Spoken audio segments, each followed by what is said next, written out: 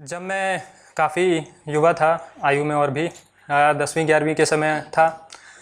काफ़ी इच्छा थी चीज़ों को जानने की। पहली बार एक प्रकार से कहें तो घर से बाहर निकला, हॉस्टल में जाके रहना शुरू किया। बहुत कुछ एक्सप्लोर करने के मन में था। तब बहुत सारे बेसिक क्वेश्चंस जो शायद हर किसी के दिमाग में आते होंगे और हर कोई अपने अपने स्तर से उनके उत्तर ढूंढने का प्रयास करता है।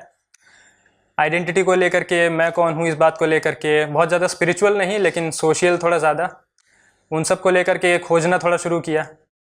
धीरे धीरे लगा कि मेरी पहचान संस्कृत से जुड़ी है। संस्कृत सीखी। उसके बाद में 12वीं के बाद में अपना उपनयन कराने के लिए मैं मत्तुरु गया। वो भी भाग्य की बात थी, संयोग की बात थी कि मत्तुरु में मेरा कुछ संपर्क निकल आया। और तब मुझे पहली बार ऐसा लगा कि मतलब ये तो एकदम ही आइसोलेटेड दुनिया है, जैसा फिल्मों में दिखाते हैं ना, जैसा भी कुंग फू पांडा 3 में था, पांडाओं का गाँव एक अलग छुपा हुआ है। बिल्कुल वैसी ही दुनिया है, आधुनिक दुनिया से एकदम अस्पृष्ट और पुरानी चीज़ों को भी अपने में समेटे हुए। उसको देख करके समझ में आता है बहुत सारे भ्रम, मतलब जैसे कहते हैं ना कि किताबें पढ़ने से जो बातें समझ में नहीं आती वो बातें कुछ चीज़ें देख करके झट से समझ में आ जाती हैं। तो वैसा कुछ मेरा अनुभव रहा। फिर वहाँ से यात्रा आगे बढ़ती रही, वेद वगैरह पढ़ना आरंभ किया। सौभाग्य से दिल्ली में यद्यपि पहले वेद पाठशालाएँ अधिक नहीं थी, लेकिन 2004 में ही दूधेश्वर नाथ वेद विद्यालय खुला। वहाँ पर मैंने यजुर्वेद का अध्ययन किया। उसके बाद में आगे ऋग्वेद और शतपथ ब्राह्मण वगैरह का अध्ययन करने के लिए मैं पुणे गया। पुणे के पास में आळंदी देवाची नाम से एक जगह है, वहाँ कुछ अध्ययन किया थोड़ा बहुत, और बाकी भारत का भ्रमण किया, स्वयं से अध्ययन किया, कुछ विद्वानों से मिलना हुआ। 10-12 साल में काफ़ी कुछ सीखने को मिला। सीखने के बाद में 2-3 बातें जो मुझे विशेष खटकी, उनमें पहली तो यही थी जो मैं साइलोज वाली बात कह रहा था। 2 अलग अलग एकदम दुनिया है। एक दुनिया जो पारंपरिक लोगों की है, जो अभी भी अपने आप में कई हज़ार साल पहले के विचारों को और सभ्यताओं को समेटे हुए है, और एक आधुनिक दुनिया है जो उसको बिल्कुल भी नहीं जानती है। किसी भी जाति से मेरा तात्पर्य यहाँ पर रेस वाले अर्थ में ज़्यादा है, बजाय कि हिंदी में जिसको जाति कहते हैं अभी जो मैं प्रयोग कर रहा हूँ। किसी भी रेस का अगर कल्चर बदलना हो या सभ्यता बदलनी हो, सोचने का तरीका बदलना हो, आदर्श बदलने हो, तो मुश्किल से वो 2-3 पीढ़ी का काम होता है मैक्सिमम। और भी विदेशों में बहुत सारी जगह ऐसा हुआ, भारत को छोड़ करके कितनी ही सभ्यताएँ नष्ट हो गई, सभी की सभी नष्ट हो गई, और अब उनमें पुराने कोई चिन्ह बिल्कुल भी नहीं बचे हैं, केवल पुस्तकों में देखने को मिलते हैं। लेकिन भारत में कुछ ऐसा विशेष था कि लगातार विरोध होने के बाद भी, लगातार दलन होने के बाद भी हम बचे रहे, और हमने अपने मूल तत्वों को कहीं ना कहीं, चाहे वो मत्तुरु जैसे छोटे गाँव में या वेद पाठशालाओं में, कहीं भी, लेकिन हमने उनको सुरक्षित रखा। उसके अलावा आम भी जो हमारी जनता है, जो हम सामान्य लोग हैं जिनका उतना संपर्क नहीं है पुराने लोगों से या पुरानी चीज़ों को बचाने वाले लोगों से, उनके मन में भी कहीं ना कहीं ये सारे तथ्य किसी न किसी रूप में बचे हुए हैं। हिस्ट्री की किताबें अगर हम पढ़ें और उनको अगर हम सही में मानते होते, मन से हमने उनको स्वीकार कर लिया होता, तो आज शायद हम अपने आप को हिंदू कहने में या भारतीय कहने में और भी अधिक लजाते। लेकिन हमारे मन में कहीं ना कहीं विश्वास है कि हमारे पूर्वज गलत नहीं थे, कोई ना कोई गड़बड़ हुई है, उसमें कोई संदेह नहीं है।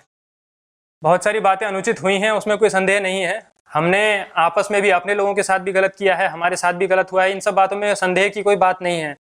लेकिन ऐसा क्यों हुआ, इसका हम परिमार्जन करने के लिए क्या कर सकते हैं, आगे हमें क्या करना चाहिए, पुरानी चीज़ों को फिर से उद्धार हमें करना है या नहीं करना है, करना है तो किस पक्ष का करना है, और करना है तो कैसे करना है, इन सब बातों पर विचार करने की आज हमें बहुत आवश्यकता है। अब आज का जो विषय है हमारा वर्ण व्यवस्था का, वर्ण व्यवस्था काफ़ी जटिल और विवादास्पद विषय है। उसमें मुख्य हेतु ये है कि ये एक ऐसा विषय है जो हर व्यक्ति से जुड़ा हुआ है। सामान्य भाषा में बात करें तो वर्ण शब्द का प्रयोग अब कोई नहीं करता, अधिकांशतः जाति शब्द का प्रयोग किया जाता है।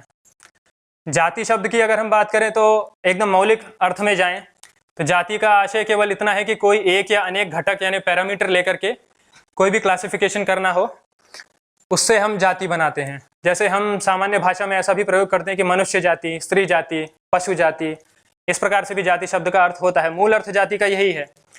धीरे धीरे समय बदला, योगाद रूढ़ि बलीयसी, ऐसा संस्कृत में बोलते हैं कि शब्द का जो मूल अर्थ है वो छुप जाता है, लेकिन जो लोक में प्रचारित हो जाता है वही अर्थ उसका प्रमुख हो जाता है।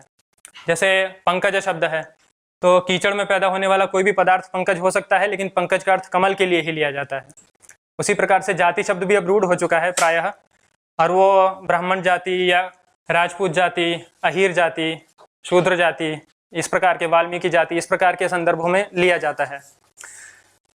जाति को अगर हम थोड़ा और विचार करें और ये सोचें कि पुराने शास्त्रकारों ने पुराने आचार्यों ने, महर्षियों ने क्या सोच करके समाज की ऐसी व्यवस्था बनाई होगी जिसको आज हम अधिकतर, या तो उसमें दो सिचुएशन है, या तो हम उसकी निंदा ही करते हैं कि ये व्यवस्था एकदम गलत है, इसने हिंदू समाज को बांट दिया, सब लोगों को आपस में लड़ाई करवा दी, कहीं कुछ जो भी बुरा है वो इसी वजह से, या तो एक ही विचार है। दूसरा विचार यह है, जिन लोगों के मन में पूर्वजों के लिए श्रद्धा है या धर्म के लिए श्रद्धा है, वो इस प्रकार सोचते हैं कि शायद कभी कुछ अच्छा रहा होगा लेकिन अब बिल्कुल भी अच्छा नहीं है, अब इसे खत्म कर देना चाहिए। मैं भी ये नहीं कह रहा कि इसको बचाना चाहिए, मैं क्या कहता हूँ बताता हूँ मैं आगे। तो जाति को लेकर के इस प्रकार के दो मत हैं। ऐसा तो बिल्कुल भी नहीं है कि ये बहुत बढ़िया चीज़ थी या ये बहुत बढ़िया बात है।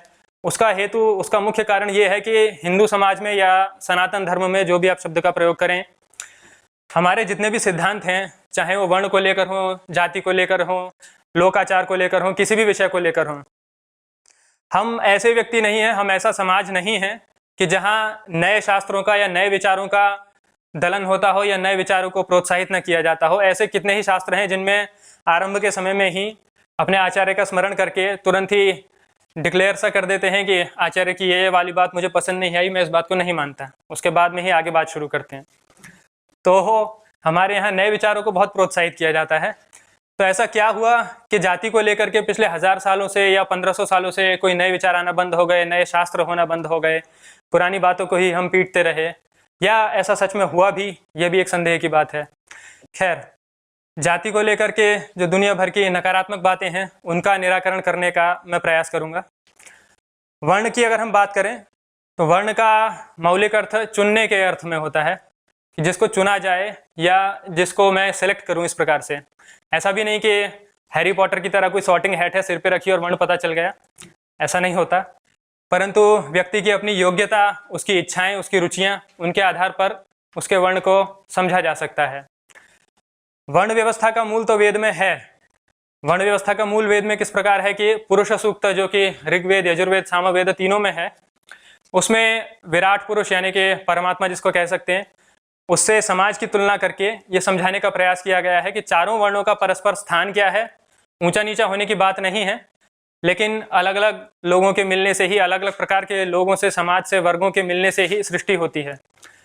तो चारों का स्थान समझाने का प्रयास किया गया है। ब्राह्मण को मुख कहा है, क्षत्रिय को बाहु, वैश्य को उरु यानी जंघाएं, और शूद्र को पैर। यद्यपि इसमें मज़े की बात यह है कि जो पश्चिमी लोग हैं, पश्चिमी विचारों से प्रभावित भी, और जो स्वयं पश्चिम के हैं वे लोग भी इस बात को शूद्रों के लिए अपमानजनक मानते हैं कि उनको तो पैर बोल दिया। अब पैर, मुझे नहीं लगता कोई भी अपने पैरों को व्यर्थ या फालतू समझता होगा या बिना काम की चीज़ समझता होगा। पैर पर्याप्त आवश्यक चीज़ है, पैरों के बिना कुछ भी नहीं हो सकता। कोई अपने पैर में चोट भी लग जाए तो भी अच्छा खासा दुखी होगा, कटाना तो बहुत दूर की बात है। उसी मंत्र के बाद में 2 मंत्र छोड़ करके आगे सृष्टि का और भी बताया है। उसमें पृथ्वी को पैरों से निकला हुआ माना गया है, और पृथ्वी तो देवी है, पृथ्वी से बढ़ करके क्या है, पृथ्वी देवताओं में प्रमुख है, उसकी उपासना खूब की जाती है, पूजा की जाती है। तब पैरों से आशय बुरे के लिए लेना ये केवल फर्जी का प्रोपेगेंडा है, इसका कोई औचित्य नहीं है। खैर, ब्राह्मण को मुख से तुलना इसलिए की गई कि बुद्धि का निवास मुख में होता है, प्रतिनिधि पूरे देह का मुख होता है, मुख से पहचान होती है। क्षत्रिय को बाहु क्यों किया गया, ये सीधा समझ में ही आता है। जितना भी प्रशासन है, रक्षा है, जिसको आजकल सिविल सर्विस या आर्मी वगैरह कहते हैं, वो सब क्षत्रियों का काम है, इसलिए क्षत्रियों की तुलना बाहुओं से की गई। उरु यानी जंघाओं से वैश्य की तुलना इसलिए की गई कि जितना भी हमारे देह का वजन है, भार है, वो पूरा का पूरा जंघाओं पर टिका रहता है, और समाज का भार अर्थ से चलता है यानी पैसे से चलता है, उसका पूरा दायित्व वैश्यों के हाथ में है। और शूद्रों की पैर से इसलिए कि पैरों के बिना गमनागमन, सुचारू व्यवस्था, यानी जिसको हम एक तरह से ल्यूब्रिकेंट कह सकते हैं, वो नहीं हो सकता, इसलिए शूद्रों की तुलना पैरों से की गई। एक बहुत बड़ा ही प्रचार है, और ये बड़ा ही विचित्र प्रचार है कि शूद्र माने बुरा, शूद्र माने बिना बुद्धि का व्यक्ति, शूद्र माने जो कुछ नहीं कर सकता, जो असफल है। इस प्रकार की तुलना शूद्रों से की जाती है। अगर हम चारों वर्णों के दायित्व, उनके कर्म और उनके अधिकार देखें तो इस बात में बिल्कुल भी आधार नहीं मिलता है। ब्राह्मण यानी कौन हुआ? ब्राह्मण यानी बुद्धि तो सबके पास होती है, कम हो चाहे ज़्यादा हो, तो बुद्धि तो, बिना बुद्धि के तो किसी का काम नहीं चलता। अगर कोई अच्छा भोजन भी बनाता है तो बिना बुद्धि का व्यक्ति तो हो नहीं सकता, पर क्या वो ब्राह्मण होगा? नहीं होगा ना। अगर कोई अच्छी गाड़ी चलाता है तो दिमाग है, उसके पास टैलेंट है, योग्यता है, तभी वो चलाता है, लेकिन वो ब्राह्मण नहीं होगा। ब्राह्मण यानी जो मौलिक विषयों पर विचार करे, जो समाज के आदर्शों का पालन करे, ब्राह्मण के लिए आदर्श ये है कि वो परिग्रह ना करे, कुंभी धान्य हो, यानी कि घड़े में जितना अन्न आता है अन्न भी उतना ही रखे, बाकी वस्तुओं का परिग्रह करना तो और भी गलत है। हालांकि ब्राह्मण पहले ऐसा इसलिए कर सकते थे क्योंकि उन्हें विश्वास था कि समाज उनकी सहायता करेगा, जब उनका घड़ा खाली होगा तो समाज उस घड़े को भर देगा। इससे अधिक उनको अपेक्षा भी नहीं थी, इससे अधिक उनका अधिकार भी नहीं था। वैसे ही क्षत्रिय कौन हुआ? तो क्षत्रिय वो हुआ जो समाज की व्यवस्था को देखे, व्यवस्था से सुरक्षा के संबंध में व्यवस्था, राजनीतिक व्यवस्था, ये सारा आशय है। वैश्य वो हुआ जिसका काम है अर्थ का उपार्जन करना, अर्थ का उत्पादन करना एक प्रकार से। यद्यपि कोई नौकरी करता है वो भी पैसा कमाता है, लेकिन नौकरी करने वाला वैश्य नहीं हो सकता, क्योंकि जिसको आजकल हम एंटरप्रेन्योर कहते हैं वो वैश्य हुआ। अब शूद्र की बात आती है। इस विषय को हमेशा छुपा देते हैं या दबा देते हैं और ऐसा प्रोजेक्ट करने का प्रयास करते हैं कि शूद्र माने जो झाड़ू पोछा या ये शौच वगैरह से संबंधित काम करता है बस वो शूद्र है, बाकी तो कोई शूद्र नहीं है, जबकि ऐसा नहीं है। श्रौत सूत्र के भाष्य में, श्रौत सूत्र हमारे जितने भी कर्मकांड हैं, याज्ञिक का कर्मकांड, उनमें प्रमुख ग्रंथ हैं श्रौत सूत्र। उनके भाष्य में सहस्रों नहीं तो सैकड़ों वर्ष पहले आचार्य कर्क ने इस प्रकार का एक उल्लेख किया है कि शिल्पोपजीवनम प्रतिषिद्धम त्रैवर्णिका नाम, यानी कि जो 3 वर्ण हैं ब्राह्मण, क्षत्रिय और वैश्य, उनका शिल्प यानी इंजीनियरिंग, उपजीवन यानी कि उससे अपना जीवनचर्या चलाना, उससे अपना जीवन यापन करना, वो बैंड है। यानी इंजीनियरिंग एक्सक्लूसिवली शूद्रों के लिए रिजर्व्ड है। आज के समय में तो हर कोई इंजीनियर बनना चाहता है लगभग, तो ये एक विरोधाभास वाली बात है। अब केवल इंजीनियरिंग की बात नहीं है, जितने भी आप काम सोच सकते हैं, एक दो ब्राह्मणों का काम हुआ मौलिक विषयों को लेकर के, सिद्धांत को लेकर के, पॉलिसी को लेकर के, जिनको हम आजकल सोशल साइंटिस्ट कह देते हैं, वो तो ब्राह्मणों का काम हुआ। इसके अलावा दुनिया में और भी सैकड़ों हजारों काम होते हैं। मान लीजिए कोई अभिनेता है, कोई संगीत अच्छा गाता है, कोई अच्छी मूर्ति बनाता है, कोई चित्रकार है, कोई अच्छे वस्त्र बनाता है, इस प्रकार के बहुत सारे काम, जिसको मैन्युफैक्चरिंग इंडस्ट्री कह सकते हैं, या जिसको इंजीनियरिंग साइंस कह सकते हैं, या जिसको आर्किटेक्चर भी कह सकते हैं। ऐसे जो दुनिया भर के फील्ड्स हैं, डोमेन्स हैं, संख्या में यही सबसे अधिक हैं, और यही कारण भी है कि शूद्रों की संख्या आज भी सबसे अधिक है, एब्सोल्यूट नंबर्स में भी और परसेंटेज में भी। तो इस वजह से ये समझ में आता है कि ऐसा नहीं है कि शूद्रों के साथ में हमेशा कुछ गलत ही हुआ या केवल झाड़ू पोछा करने वाले लोग ही शूद्र होते हैं, बाकी कोई शूद्र नहीं है। ये बहुत भयंकर मिथ्या प्रचार है। दूसरी बात ये भी है कि ये जो शौच आदि का काम है, जो सबसे ज़्यादा निंदित है और जिसकी वजह से जो शूद्र वर्ग के दिमाग में भर दिया गया है कि आप लोग तो यही काम करते थे, ये काम भी ऐसा नहीं है कि बहुत प्राचीन समय से चला आ रहा है। जब से शहरीकरण थोड़ा बढ़ा, ऐतरेय ब्राह्मण में एक बड़ा ही रोचक प्रसंग आता है। वो कहते हैं कि असुरों के नगर शहर बहुल यानी कि नगर बहुल होते हैं, यानी उनमें नगर अधिक होते हैं, और देवों के नगरों में ग्राम अधिक होते हैं। ग्राम होने से व्यवस्था एकदम बदल जाती है और नगर होने से व्यवस्था एकदम बदल जाती है। ग्रामीण व्यवस्था जब तक थी, ऐसा नहीं कि ग्रामीण व्यवस्था से सब कुछ चल सकता है, लेकिन हाँ, संतुलन बनाना बहुत आवश्यक है। ग्रामीण व्यवस्था जब तक प्रधान थी तब तक इस प्रकार की मजबूरियां कहिए या विवशताएं कहिए नहीं थी, जैसी पिछले 200-300 साल में रही कि शूद्रों को शौच आदि ये सारे विषय जो आपत्तिजनक हैं अपने हाथ में लेने पड़े। तो ऐसा नहीं है कि एकदम शुरू से ही ब्राह्मणों ने बहुत पहले कॉन्स्पिरेसी की या दूसरे वर्गों ने कॉन्स्पिरेसी की कि हम तो हैं इन लोगों का शोषण करेंगे, ऐसा कुछ नहीं है। वर्णों की जब बात चलती है तो शतपथ ब्राह्मण में एक प्रसंग आता है। सृष्टि के आरंभ में सभी ब्राह्मण थे, इस प्रकार का उल्लेख है। ब्राह्मण थे, समाज फैलना शुरू हुआ, संख्या बढ़नी शुरू हुई, लोगों की रुचियां बदली, नए नए प्रकार के लोगों ने जन्म लिया। तब समझ में आया समाज के नेताओं को कि केवल ब्राह्मणों से तो दुनिया नहीं चल सकती, और भी चीज़ों की आवश्यकता है, उनकी व्यवस्था कैसे होगी। तब क्षत्रिय वर्ण का सृजन हुआ। वर्ण के सृजन से यहाँ तात्पर्य यह है कि उल्लेख तो वर्णों का वेद में आरंभ से है, वेद तो सृष्टि के आदि से हैं, परंतु वर्ण का सृजन हुआ यानी कि उसका अप्लाई करना शुरू हुआ समाज में, उसको समाज में प्रयोग करना शुरू हुआ। वेद में बहुत सी विद्याएं हैं, लेकिन सारी विद्याएं सब समय प्रयोग में नहीं आती। तो क्षत्रिय वर्ण का तब उद्गम हुआ। थोड़े समय तक ऐसे ही व्यवस्था चली, धीरे धीरे लगा कि इतने से भी काम नहीं चलेगा, और भी करना पड़ेगा। तब फिर वैश्य वर्ण का उद्गम हुआ। वैसे ही व्यवस्था चलती रही, और कुछ समय के बाद में तब समझ में आया कि शूद्र भी वर्ण चाहिए। ये 4 वर्ण होने के बाद में समझ में आया कि 4 के बाद में 5वां नहीं चाहिए। इन चारों से सारे काम समाज के चल सकते हैं, व्यवस्था चल सकती है। जो हमारे पूर्वज ऋषि थे, जो हमारे पूर्वज आचार्य थे, उन्होंने विचार किया कि समाज को किस प्रकार से संतुलित चलाया जा सके। अब समाज में सबसे बड़ी जो कॉन्फ्लिक्ट हैं उनमें एक तो ये है कि इंडिविजुअल वर्सेस सोसाइटी। निजी व्यक्ति की चाहतें कई बार उसके परिवार के या उसके कुल के या उसके आस पड़ोस के या उसके देश के विरोध में हो सकती है और होती भी है।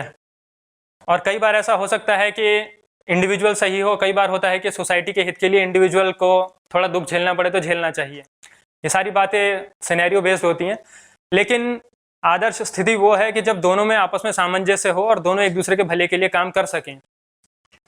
ऐसी व्यवस्था बनाने का पूर्वजों ने प्रयास किया।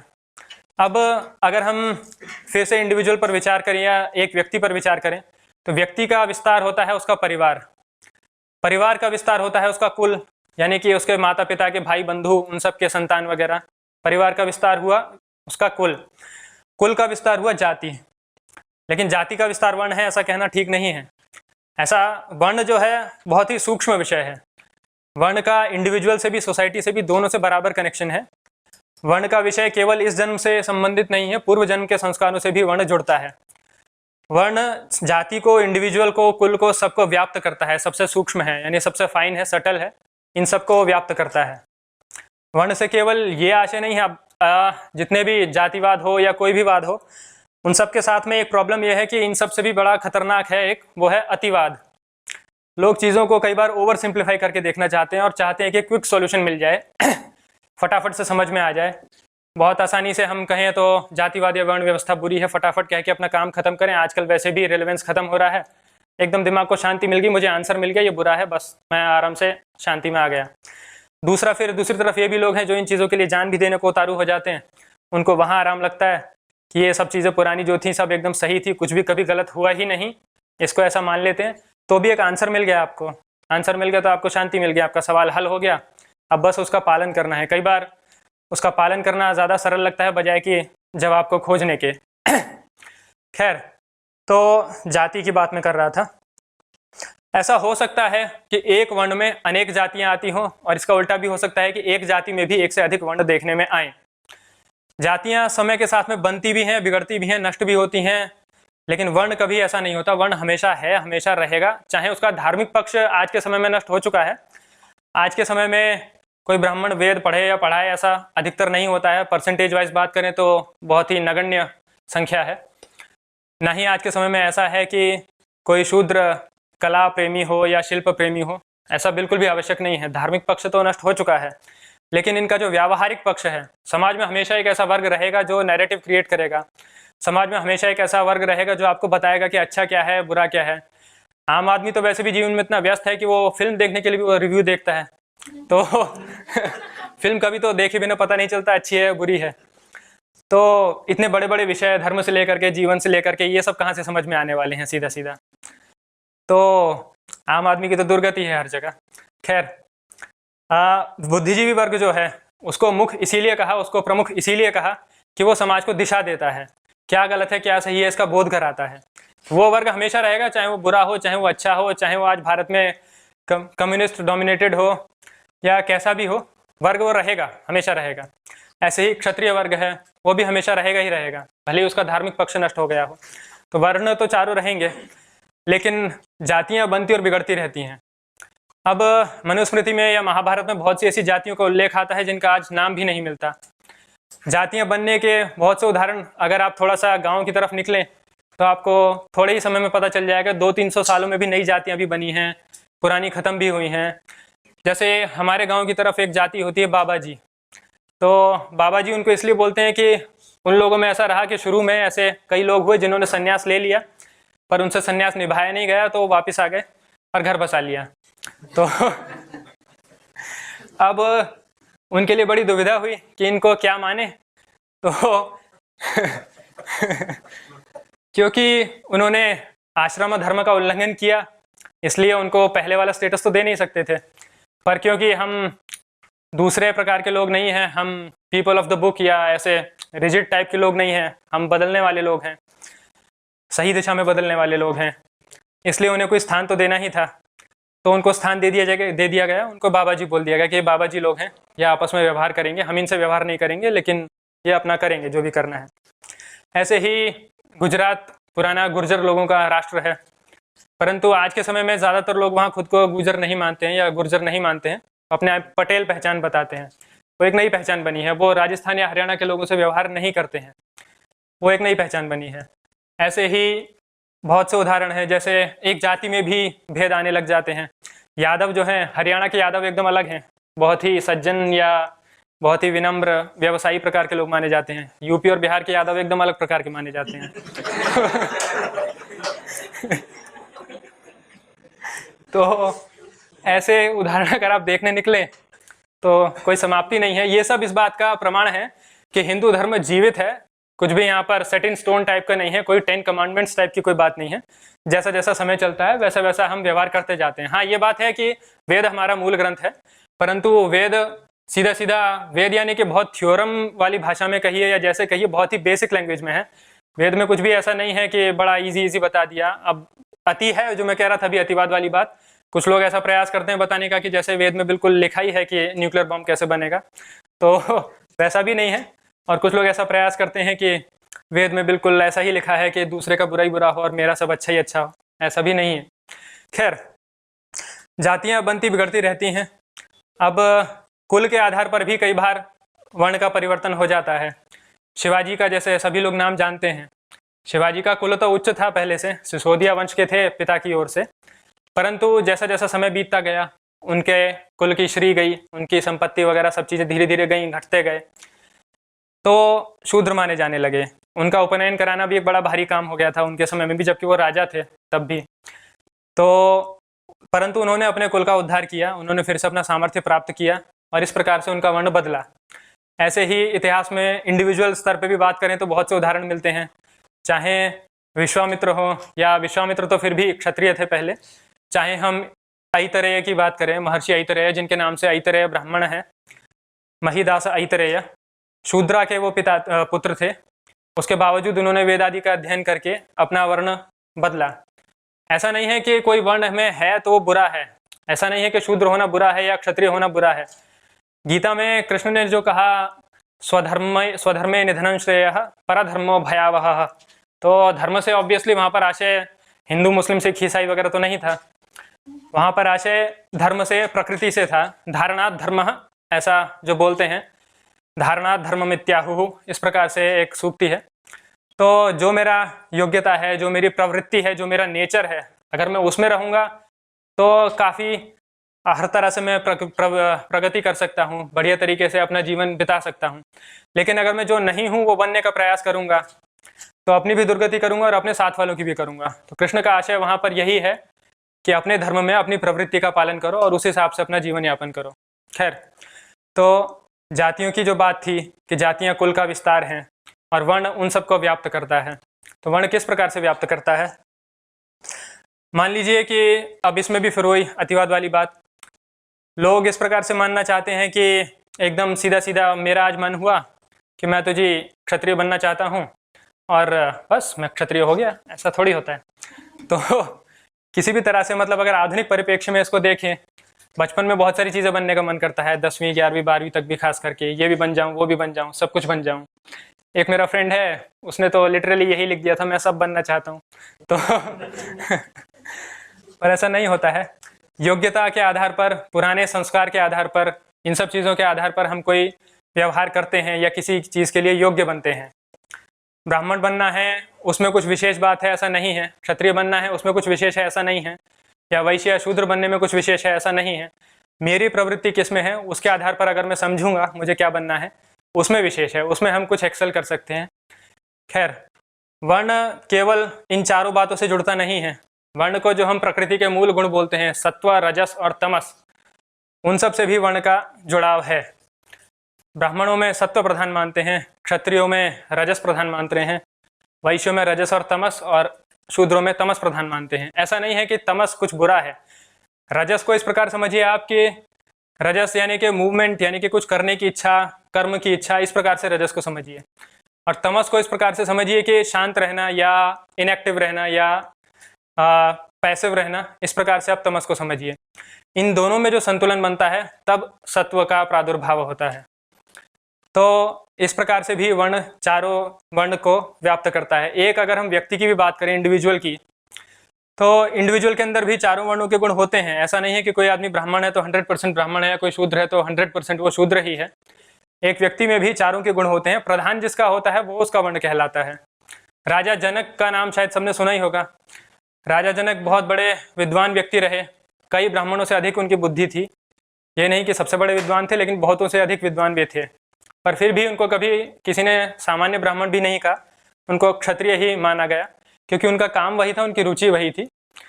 अब बहुत ही सामान्य भाषा में बात करें तो एक शब्द होता है हिंदी में मेहतर और एक होता है महतारी। महतारी शब्द जो है वो माँ के लिए प्रयोग में लिया जाता है।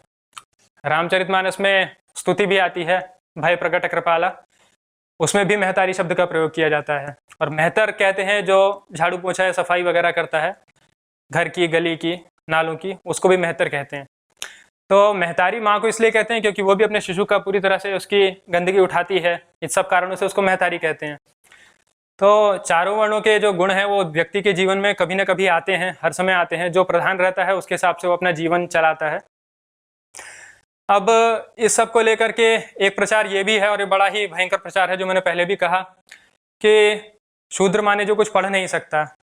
उसको ये बात सच है कि शूद्रों को वेद पढ़ना मना है, इसमें कोई संदेह नहीं है। पुराने आचार्यों ने मना किया है कि शूद्र को वेद ना पढ़ाया जाए। केवल शूद्र की ही बात नहीं है, मैंने खुद भी देखा है। अपना ही पुत्र अगर योग्य ना हो तो उसको भी वेद नहीं पढ़ाते हैं ब्राह्मण भी, चाहे कितने ही पारंपरिक हो या कुछ भी हो, अगर योग्य नहीं है तो अपने पुत्र को भी नहीं पढ़ाते हैं। उसका कारण इसलिए है कि वेद बहुत ही मौलिक ग्रंथ तो मैं नहीं कहना चाहूँगा, पर और कोई शब्द भी नहीं है दिमाग में। वेद एक बहुत ही मौलिक पदार्थ है, या सब चीज़ों का आधार वेद में ही है। इसलिए उसको किसके पास में देना है, कौन उसकी रक्षा करेगा, ये बहुत ही दायित्व वाला काम है। तो वेद पढ़ने का तो शूद्र को मना है, इसमें संदेह नहीं है। परंतु वेद के अलावा और भी दुनिया भर के विषय हैं, और भी चीज़ें हैं। और फिर वेद पढ़ने में एक बड़ी मज़ेदार बात यह है कि आजकल तो 100-100 रुपये में मिलते हैं, फिर भी कोई नहीं पढ़ता। तो पढ़ना भी कोई चाहे अगर, तो 1-2 दिन में या हफ्ते 10 दिन में समझ में आ जाएगा कि पढ़ना हमारे बस का नहीं है। तो ऐसा नहीं है कि पहले लोग तड़प रहे थे, एकदम वेद पढ़ने के लिए मरे जा रहे थे और ब्राह्मणों ने बोला भाग जाओ यहाँ से। समस्या ये है ना कि जो हमारा संप्रदाय है या हमारा धर्म है, ये जीवित है, बदलता है, और इसको देख करके ये जीने का विषय, पढ़ने का विषय नहीं है। वेद भी जीने का विषय है, पढ़ने का विषय नहीं है। लेकिन हमारे ऊपर जो हावी है विचार पश्चिम के, वो हमें इस बात के लिए विवश करते हैं कि हम हर एक चीज़ को फट से पढ़ करके ही समझ लें कि हाँ जी ये चीज़ ऐसे है, ये चीज़ ऐसे है, और बस हो गया। जीने से जो चीज़ें समझ में आती है, जो मैं पहले भी कह रहा था कि पुस्तकें पढ़ के जो चीज़ें समझ में नहीं आती वो आप 1 सप्ताह मत्तूर में रह जाइए, आपको समझ में आ जाएंगी। तो वो बात इसलिए है कि हमारे जितने भी विचार हैं वो सारे आचार में, जैसे एक सूक्ति और है संस्कृत में, आचारः परमो धर्मः। तो आचरण से, देखने से, आचार पर बहुत बल दिया गया है हर जगह। आचार के लिए इतने सारे स्मृति ग्रंथ लिखे गए हैं, महाभारत से भी बड़े बड़े स्मृति ग्रंथ हैं। महाभारत जब कितना बड़ा लगता है कि हमारा आचार ठीक रहे, आचरण ठीक रहे, उससे जो ज्ञान आता है, जो चीज़ें बहुत स्वाभाविक हैं, बेसिक हैं। जैसे मान लीजिए कमरे में कोई बड़ा आया, उसको देख करके छोटा खड़ा हो गया और उसको बैठने के लिए आसन दिया, ये बहुत बेसिक आचार है, ये तो हम अभी भी करते हैं। पर देखने वाले ने इसको फट से देख लिया, बचपन में ही देख लिया, सीख लिया, उसके अंदर ये इम्बाइब हो गया, उसके अवचेतन मस्तिष्क में, सबकॉन्शियस में ये चीज़ आ गई। इसके लिए उसे कोई किताब पढ़ने की ज़रूरत नहीं है। ऐसे ही अगर आप इन छोटी छोटी चीज़ों से लेकर के आगे बढ़ते जाएं तो अनगिनत चीज़ें ऐसी हो जाती हैं जो किसी कल्चर को डिफाइन करती हैं, लेकिन वो बचपन से अगर आपने देखी हो, आपने अपने बड़ों के साथ में करते हुए देखा हो, तो आपको फटाफट समझ में आ जाएंगी। लेकिन आप किताबें पढ़ के कितना भी कर लीजिए, अगर आपको समझ में आ भी गई तो आपको याद रहेंगी, ये कोई आवश्यक नहीं है। जैसे कभी अगर आपको अवसर मिले और सोमयाग वगैरह देखने का अवसर मिले, या कोई इष्टि वगैरह देखने का अवसर मिले, तो उसमें आप समझेंगे कि बहुत से ऐसे विषय हैं जो छोटे छोटे बच्चे, 4-4, 5-5 साल के बच्चे जानते हैं और समझते हैं, जिसके ऊपर PhD करते हैं लोग संस्कृत कॉलेज में जा करके, और अच्छा खासा स्टाइपेंड लेते हैं। और वो बातें उन छोटे से बच्चों को अच्छी तरह समझ में आती हैं, क्योंकि उन्होंने अपने बड़ों को करते हुए देखा है, उनका महत्व जानते हैं। खैर, तो अब ये जो प्रचार है कि शूद्रों के साथ हमेशा बुरा हुआ, या उनको वेद पढ़ने की अनुमति नहीं थी, ठीक है, अनुमति नहीं थी, उसमें कोई संदेह नहीं है। लेकिन वेद के अलावा और दुनिया भर के जो विषय हैं, जो विद्याएं हैं, जिनके बारे में कोई चर्चा ही नहीं करता, सीधा एकदम ब्राह्मण माने साइंटिस्ट, क्षत्रिय माने आर्मी में, वैश्य माने बिजनेसमैन, और उसके अलावा दुनिया में कुछ होता ही नहीं है, उसके अलावा सिर्फ झाड़ू करने वाला होता है। तो ऐसा तो नहीं है। तो जो शूद्रों के लिए वेद वाली बात है, अब इस प्रकार का भी प्रचार करते हैं कि शूद्रों को वेद सुनने पर उनके कानों में सीसा पिघला यानी लेड पिघला करके डाल दो, या उनकी जीभ काट लो। इस प्रकार के दुनिया भर के कुछ भी जो बोलने में अच्छा लगता है वो बोलते हैं। इसमें बेसिक कॉन्ट्रडिक्शन बड़ी जल्दी दिखाई देने लग जाते हैं। अगर आप थोड़ा भी देखें जैसे अभी मैं सोमयाग की ही बात कर रहा था, केवल सोमयाग ही नहीं और भी जितने छोटे मोटे कर्म होते हैं उनमें बाय डिफ़ॉल्ट श्रौत सूत्रों में भी इस प्रकार का नियम है कि अगर सोमलता आपको खरीदनी हो, सोम माने दारू नहीं होता, मैंने पी है 2 बार, तो सोम माने दारू नहीं होता। खैर, सोमक्रयणी यानी कि सोम खरीदने की जो प्रक्रिया है वो शुद्ध से ही की जाती है और उसके कान में भर भर के वेद मंत्र पढ़ते हैं और उसके कान जलते नहीं हैं, एकदम ठीक रहते हैं। तो इस प्रकार की बहुत सी बेसिक बातें हैं। अब जैसे मंदिर बनाने का काम ही हुआ, शिल्प का काम हुआ, अब अगर शूद्र मंदिर बना रहा है तो ऑब्वियसली उसके कानों में वेद मंत्र पढ़ रहे हैं, ऑब्वियसली वो जान रहा है। बोलते हैं कि संस्कृत जो है मृत भाषा है या संस्कृत केवल ब्राह्मणों की भाषा रही, पर पुराने जितने भी आप नाटक पढ़ेंगे या बौद्ध ग्रंथ भी पढ़ेंगे जो कि एक तरह से कहें तो, हालांकि बुद्ध के निजी जीवन में ऐसा कुछ नहीं मिलता, लेकिन बात का नैरेटिव यही है कि बुद्ध जो है वो ब्राह्मण विरोधी थे या इस प्रकार की बात। बुद्ध का ये वक्तव्य तो मिलता है कि जैसा वेद को ब्राह्मण बताते हैं वैसा वेद को मैं नहीं मानता, पर बुद्ध का ऐसा कुछ नहीं है कि सारी गलती ब्राह्मणों की टाइप का, ऐसा बात का ही नैरेटिव है। खैर, तो जो आपके शूद्र वर्ग है उसके साथ में इस प्रकार का कभी कोई अत्याचार या भेदभाव हुआ ऐसा नहीं है। हाँ ठीक है, गलत हुआ है पिछले कुछ सालों में, लेकिन वो इसलिए हुआ है कि हमारा जो हमेशा इवॉल्व होने वाला समाज है, अब देखिए कोई भी व्यक्ति हो, समाज हो, कोई समूह हो, कोई गण हो, कोई कुल हो, वो हमेशा ही 2 दिशाओं में बढ़ता है, या तो वो उन्नति की ओर जाता है या वो अवनति की ओर जाता है, कभी वो स्थिर नहीं रहता। कोई व्यक्ति भी, आप छोटा सा भी काम करेंगे, अगर आपको थोड़ा सा भी आलस आया, आपने सोचा मैं सो लूँ, तो अगली बार आपको फिर से आलस आएगा और आप सोओगे, इसकी टेंडेंसी बढ़ जाती है, आपके अंदर वो संस्कार थोड़ा और दृढ़ हो जाता है। छोटे से काम से भी या तो आप उन्नति की ओर जाते हैं या आप अवनति की ओर जाते हैं। तो अब एक ऐसा समय आप कल्पना कीजिए, पिछले 1000-1200 साल से लगभग, जब हम उन्नति और अवनति तो गया साइड में, हम जिंदा रह जाएं, हम जो हैं वही रह जाएं, उसके लिए संघर्ष कर रहे हैं। ऐसे समय में समाज में अगर अविद्या का प्रचार होने लगा, समाज में अगर गलत बातें आने लगी, कोशिश ये की गई कि चीज़ें जैसी हैं वैसी की वैसी पॉज कर दी जाएं, लेकिन ऐसा कभी हुआ नहीं, संभलने का मौका अधिक मिला नहीं। एक कहावत कहते हैं संस्कृत में कि सर्वनाशे समुत्पन्ने अर्धन त्यजति पंडितः, मतलब कि जब सर्वनाश दिखाई देता है सामने, जब लगता है कि सब कुछ खत्म हो जाएगा, कुछ भी नहीं बचेगा, तो आधी चीज़ को पंडित छोड़ देता है। पंडित यानी विद्वान व्यक्ति, पंडित यानी ब्राह्मण छोड़ देता है, ऐसा नहीं, सभी लोग ऐसा ही करते हैं। इसमें समस्या बस ये ऐसा होता है, वो बात ठीक है, लेकिन समस्या ये है कि कौन सा आधा छोड़ा, सही वाला आधा छोड़ दिया तो और ज़्यादा दिक्कत हो जाती है। वैसा कुछ हुआ है हमारे समाज के साथ में कि जो सही बातें थी वो हमसे छूटती गई धीरे धीरे, और दुष्प्रचार इतने भयंकर बढ़ते गए। अभी थोड़े दिन पहले भी एक किसी ने आर्टिकल लिखा, पर यह प्रचार तो काफ़ी पुराना है, कि केरल में जो ब्राह्मण महिलाएं नहीं थीं, शूद्र महिलाएं वगैरह थीं, उनको ऊपर के वस्त्र पहनने के लिए राजा ने मना कर दिया और उनमें एक महिला दुखी होगी वगैरह वगैरह, इस प्रकार की कहानी निकली। जबकि अल्टर ऑफ फायर नाम से एक डॉक्यूमेंट्री है यूट्यूब पर, 1975 में अतिरात्र, वो भी एक प्रकार का सोमयाग है, केरल में किया गया, और उस समय ऐसा माना गया कि शायद ये आखिरी बार हो रहा है। तो 1975 की है, कोई पुरानी डॉक्यूमेंट्री, ऐसा नहीं है कि 200-300 साल पुरानी, 200-300 साल पहले तो ऐसा होता भी नहीं था। तो उस डॉक्यूमेंट्री को अगर आप देखेंगे, उसमें भी आप नोट करेंगे कि यजमान पत्नी जो ब्राह्मण ही है, वो कई बार कई इंस्टेंसेस में उसने भी ऊपर का वस्त्र धारण नहीं किया है।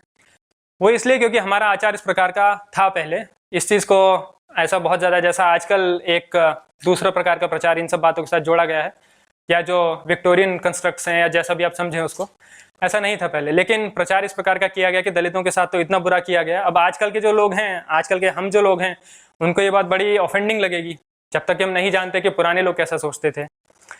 तो इस प्रकार के और भी अनेकों प्रचार किए जाते हैं। अब इसका रिफ्यूट करने के लिए तो हम बहुत सारे उदाहरण दे सकते हैं, लेकिन बात यह है कि उन उदाहरण में से नैरेटिव कंट्रोल करने वाले लोग जो हैं, कितनी हमारी बात को आगे तक पहुंचाएंगे और कितनी उनकी अपनी बात को आगे पहुंचाएंगे, इसको हम नियंत्रित नहीं कर सकते। क्योंकि हमारा जो बुद्धिजीवी वर्ग है, देखिए कोई भी समाज हो, चाहे आप किसी भी तरह से समाज को फिर से वही जाति में बांटें या वर्ग में बांटें कि ये वैज्ञानिकों का समाज है, या ये सरकारी नौकरी वालों का समाज है, या ये हिंदुओं का समाज है, या ये उत्तर प्रदेश वालों का समाज है, किसी प्रकार से बांटें, हर समाज में भी फिर से आपको चारों वर्ण वाले कैरेक्टर देखने को मिलेंगे। हर समाज में एक बुद्धिजीवी वर्ग होगा जो उस समाज के आदर्शों को पालता होगा, जो उस समाज का आप्त पुरुष कहा जा सकता है, कि हमारे समाज के या हमारे धर्म के या हमारे समुदाय के जो आदर्श हैं, कि ये बातें हम सही मानते हैं, उन बातों को अपने जीवन में पालन करता होगा, ऐसा एक वर्ग आपको मिलेगा। हिंदुओं में ऐसा वर्ग जो है उसको ब्राह्मण कहते हैं, कि जिसके लिए योगी तो एक बार को ना भी हो, परंतु उसका प्रयास यही रहेगा कि वो योग के 8 अंगों का पालन करे, परिग्रह बिल्कुल ना करे, धर्मशास्त्र का अध्ययन अध्यापन करे।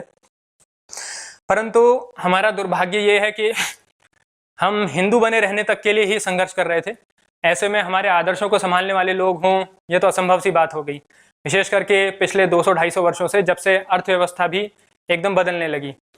जब ऐसा वर्ग हमारे पास से नष्ट होने लगा, तो जो इस वर्ग के अवशेष थे, एक नीलकंठ शास्त्री हुए वाराणसी में, बहुत बढ़िया विद्वान थे, परंतु उनकी कुछ ऐसी व्यवस्था बनी, आर्थिक कहिए जो भी कहिए, कि उन्हें ऑफिशियली ये डिक्लेयर करना पड़ा कि मैं क्रिश्चियन हूँ। उन्होंने बाइबल का संस्कृत में अनुवाद भी किया। तो ऐसा नहीं कि बाद में उन्होंने रिग्रेट किया है, वापस कोई सुधार किया, ऐसा हो गया, बस हो गया, ख़त्म बात।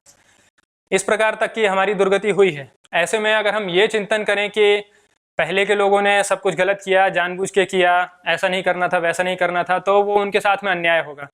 जब आज के समय में सारी चीज़ें अनुकूल होते हुए, अनुकूल यानी कि कम से कम इंडिविजुअल स्तर पर तो हमारे लिए बहुत कुछ अनुकूल है, कम से कम हमें इस चीज़ की चिंता नहीं है कि कल को लड़ाई हो जाएगी और हमारा घर परिवार तक बचेगा नहीं। इस लड़ाई वगैरह के भय से यहाँ तक भी हुआ कि रात्रि में विवाह करने लगे उत्तर भारत में, जबकि रात्रि में विवाह करना किसी भी तरह से सेंसिबल नहीं है, प्रैक्टिकल भी नहीं है, लेकिन करने लगे। तो जब ऐसी सिचुएशन है, ऐसे में अगर आप ये आशा रखें कि पहले सब कुछ सही होना चाहिए था, कहीं कुछ गलत नहीं होना चाहिए था, तो ये भी एक अतिवाद है पुराने लोगों के प्रति। आगे हमें इस बात पर ध्यान देना चाहिए कि जो भी कुछ हुआ उसको हम किस प्रकार से सुधार सकते हैं और किस प्रकार से आगे के लिए अप्लाई कर सकते हैं। अब 1820-25 के आसपास में अंग्रेज़ों ने एक सर्वे करवाया, दक्षिण भारत में भी और बंगाल में भी, और भी कहीं करवाया हो तो अभी मुझे पढ़ने को नहीं मिला, पर यहाँ का मैंने पढ़ा है।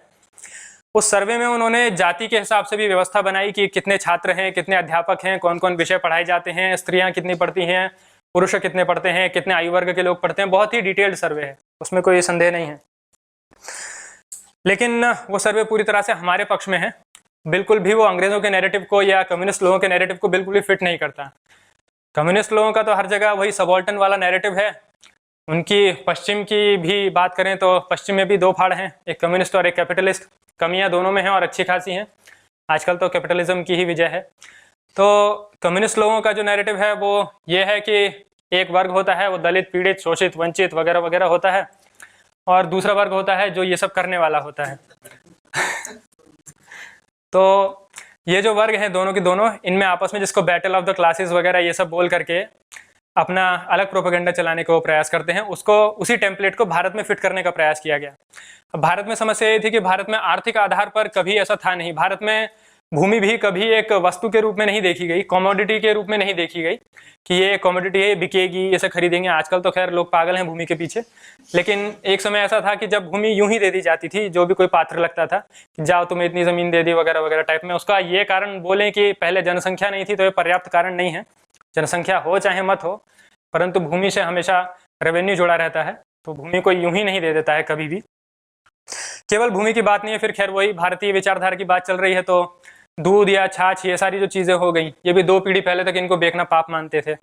केवल ग्वाला अगर दे तो दे, नहीं तो कोई और व्यक्ति जिसके पास गाय है वो इनको अगर बेचेगा तो गाँव में भयंकर बुरा मानते थे। बल्कि मनुस्मृति में तो स्पष्ट निषेध है कि ब्राह्मण अगर दूध बेचेगा तो वो ब्राह्मण नहीं माना जाएगा। उसका कारण ये भी है कि ब्राह्मण को तो गाय दान में मिल जाती है, बिना इन्वेस्टमेंट के अगर वो रिटर्न लेने लगेगा तो इकोनॉमी गड़बड़ा जाएगी। तो पर कहने का तात्पर्य है कि चीज़ों को हम सैक्रेड मानते हैं, पवित्र मानते हैं कि ये चीज़ें पवित्र हैं, इनके साथ में हमें ऐसा नहीं करना है। पृथ्वी माता है, यद्यपि वो निर्जीव है, अगर मैं उस पर उसको गाली भी दूँ तब भी उसको कोई फर्क नहीं पड़ने वाला, और अगर मैं उसकी तारीफ भी करूँ कि भाई तेरी वजह से सब कुछ है, धरती सोना उगले वगैरह वगैरह, वो जो उगल रही है वो उगलेगी, चाहे आप सोना बोलो चाहे आप जो भी बोलो, वो अपना काम करेगी। तो ये जो पश्चिमी नैरेटिव है कि फ्यूडलिज्म को लेकर के या जातिवाद को लेकर के या अर्बनिज्म को लेकर के, इसको जब भारत में फिट करने का प्रयास किया जाता है तब सारी चीज़ें गड़बड़ाने लगती हैं, क्योंकि हमारा सिस्टम उनसे बिल्कुल भी मिलता नहीं है। जो सर्वे की बात मैं कह रहा था, उस सर्वे में यहाँ तक भी रहा कि किसी किसी नगर में, किसी किसी ग्राम में 80% तक भी पढ़ने वाले जो थे वो शूद्र थे। वो वेद नहीं पढ़ते थे, इस बात की गारंटी तो मैं अभी दे सकता हूँ, लेकिन वो कुछ तो पढ़ते थे। क्या पढ़ते थे वो? और दुनिया भर के विषय हैं। गणित क्या कोई छोटा विषय है? वेद के बाद में उपवेद दुनिया भर के हैं। गांधर्व वेद हुआ, गणित हुआ, रसायन शास्त्र हुआ। अब जो जिनको हम आजकल नाई जाति कहते हैं, जो कि ऑब्वियसली कोई अपने आप को नाई कहने में गर्व नहीं मानता, पर हाँ एक नाई जाति भी पर्याप्त संख्या में है। तो नाई जाति के अगर आप वर्णन पढ़ेंगे पुराने, तो देवर लाइक अप्रेंटिस टू सर्जन्स। जो भी आपके सर्जन लोग होते हैं उनके साथ में सहायता करने के लिए जितना भी, अब इतना तो कम से कम प्रमाणित हो चुका है कि राइनोप्लास्टी हो या जो भी पुराने ऑपरेशंस वगैरह हो, कम से कम इनकी शुरुआत और इनका अर्ली परफेक्शन तो भारत में ही हुआ। केवल सारा काम ब्राह्मण ही करते थे ऐसा नहीं, कोई भी काम करने के लिए बहुत सारे लोग लगते हैं। उनमें नाई लोगों का भी भरपूर योगदान था। केवल यहाँ पर ही नहीं, आयुर्वेद में और दूसरी दूसरी जातियाँ हैं, धीमर हम जिनको बोल देते हैं हिंदी वाले क्षेत्र में, उनका और जगह केमिकल इंडस्ट्री में, पुरानी में, डाइंग इंडस्ट्री में, बहुत सारी जगह उनका योगदान था। ऐसा नहीं है कि एक जाति है तो वो बस एक ही काम करेगी और उसके अलावा कुछ नहीं करेगी। बहुत सारी चीज़ें थी। अब ये है कि धीरे धीरे सब चीज़ें खत्म होती गई। जैसे जैसे आयुर्वेद खत्म हुआ तो नाई भी केवल बाल बनाने तक सीमित रह गए, और ये तो कोई बहुत ज़्यादा, हालांकि आजकल बात अलग है, आजकल ये भी एक अच्छी खासी इंडस्ट्री के रूप में उभर रहा है। वही बात है ना, अर्थव्यवस्था जैसे जैसे बढ़ती है, जैसे जैसे माहौल बनता है, अवसर मिलता है। अब जैसे ब्राह्मणों की बात ले लीजिए, एक ही समय में पिछली 2-3 पीढ़ी तक भी, या ब्राह्मणों की संस्कृति की बात लीजिए, जब तक हमारा देश फिर भी अभी की तुलना में काफ़ी गरीब था, गरीब तो अभी भी है लेकिन अभी से भी अधिक था।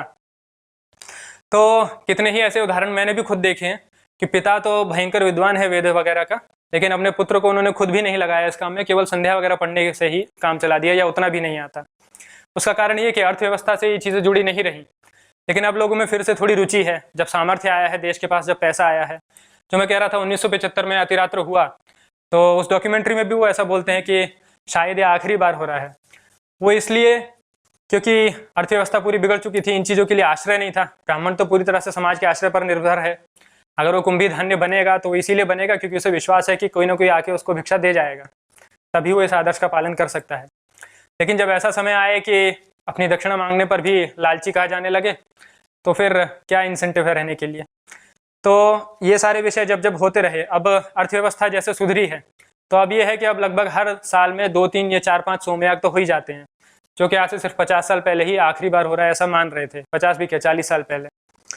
जैसे जैसे अर्थव्यवस्था सुधरती है, नई नई चीज़ें आती हैं। जैसे पहले, आज से केवल 50-60 साल या 100 साल पहले भी अच्छी धोतियाँ सरलता से नहीं मिलती थी, क्योंकि इनको लेकर के ना तो समाज का सामर्थ्य था कि खरीद ले, अफोर्ड कर सके। सारी टेक्सटाइल इंडस्ट्री, सारी मैन्युफैक्चरिंग विदेश में थी, और वो तो क्यों आपको धोती पहनने के लिए देंगे। इसलिए भी धोती के लिए लोगों के मन में एक पूर्वाग्रह है कि ये तो गरीब लोगों का कपड़ा है, इसमें अच्छा कुछ होता नहीं है, एकदम बोरिंग सा, डिज़ाइन लेस, या कुछ भी क्रिएटिविटी नहीं है, इस प्रकार का प्रचार है। तो जैसे जैसे अर्थव्यवस्था सुधरती है, जैसे जैसे समाज के लोगों को अवसर मिलता है, नई नई चीज़ें निकल के आती हैं और बेहतर अवसर बनते हैं। अब शूद्रों की जो व्यवस्था की बात मैं कर रहा था, पुराने जो सर्वे वगैरह हुए उनमें जिसमें देखा गया कि इतने इतने प्रतिशत तक भी शूद्र पढ़ते थे, तो इससे ये तो स्पष्ट होता है कि कम से कम शिक्षण के विषय में तो शूद्रों के साथ कोई भेदभाव नहीं था, वो चीज़ तो बढ़िया से चलती थी। अब इसके अलावा एक विषय जो और रुचिकर बुद्धि में आता है वो ये है कि क्या जाति को लेकर के जो अभी विचारधारा है कि ये गुर्जर जाति है, या ये जाट जाति है, या ये यादव जाति है, या ये ब्राह्मण जाति है, क्या ये हमेशा ऐसी थी या क्या ये हमेशा ऐसी ही रहेगी। अब इसमें हालांकि एक रोचक बात यह है कि ब्राह्मण में भेदभाव जो है अंदर में, वो केवल क्षेत्र के आधार पर है, परस्पर कोई ब्राह्मण वर्ण में भेद है ऐसा नहीं है। लेकिन बाकी तीनों में बहुत सारे अंतर आते हैं। शूद्रों में भी सैकड़ों जातियां हैं और वो भी आपस में सब प्रकार का व्यवहार करती हैं, वैमनस्य का भी करती हैं, सद्भाव का भी करती हैं, सब प्रकार का व्यवहार होता है। अभी थोड़े दिन पहले ही समाचार में था कि किसी एक जगह पर शूद्र ही थे दोनों वर्ग के लोग, और एक दूसरे के यहाँ भोजन करने से मना कर दिया।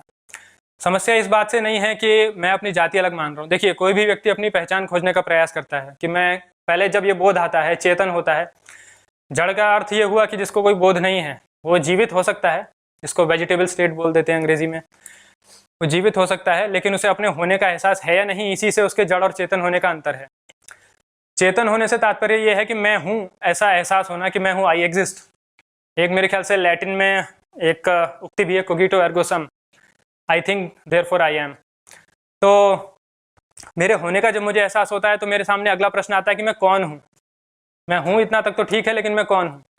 अब मैं कौन हूँ, इसके बहुत सारे स्तर पर उत्तर हो सकते हैं। मैं किसी का पुत्र हो सकता हूँ, किसी का भाई हो सकता हूँ, मैं अपनी वृत्ति से, अपनी नौकरी से कुछ हो सकता हूँ, मैं अपने समाज में कोई स्थान रख सकता हूँ, मैं राजनीतिक रूप से कुछ हो सकता हूँ। बहुत सारे उत्तर इसके हो सकते हैं, लेकिन इसका जो सबसे मौलिक और बेसिक उत्तर है, जो इसका हमेशा होता ही होता है, बाकी कोई उत्तर हो ना हो, तो वो उत्तर ये है कि मैं किसका पुत्र हूँ, माता के अर्थ में भी और पिता के अर्थ में भी, कि मेरे होने का कारण क्या है, या मैं किसके कारण से मैं हूँ। ये सबसे मौलिक उत्तरों में से है।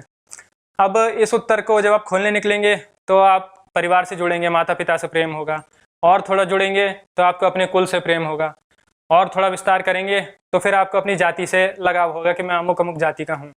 हालांकि आजकल जैसे जैसे परिवार व्यवस्था नष्ट हो रही है तो परिवार से प्रेम रखना भी लोगों को भारी हो रहा है, तो जाति की तो बात अलग है। जाति तो केवल राजनीतिक प्रयोग के लिए रह गई है। जातियाँ बनती बिगड़ती रहेंगी, उसमें चिंता नहीं है, लेकिन वर्ण व्यवस्था को हम समझें, इसको संभालें और इसको आगे कैसे बढ़ाएं, उसके लिए हमें विचार करना चाहिए।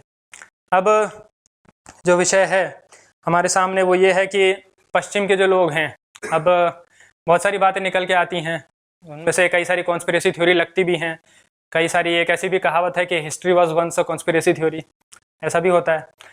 क्या सही है क्या गलत है वो तो हमें नहीं पता चलता है, लेकिन हम फिर भी प्रयास करेंगे जानने का कि सही क्या है और गलत क्या है।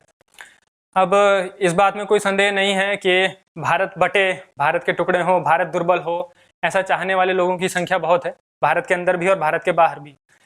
ऐसे लोगों की संख्या में ना तो कमी आई है ना कमी आएगी, ऐसे लोग बढ़ेंगे ही बढ़ेंगे।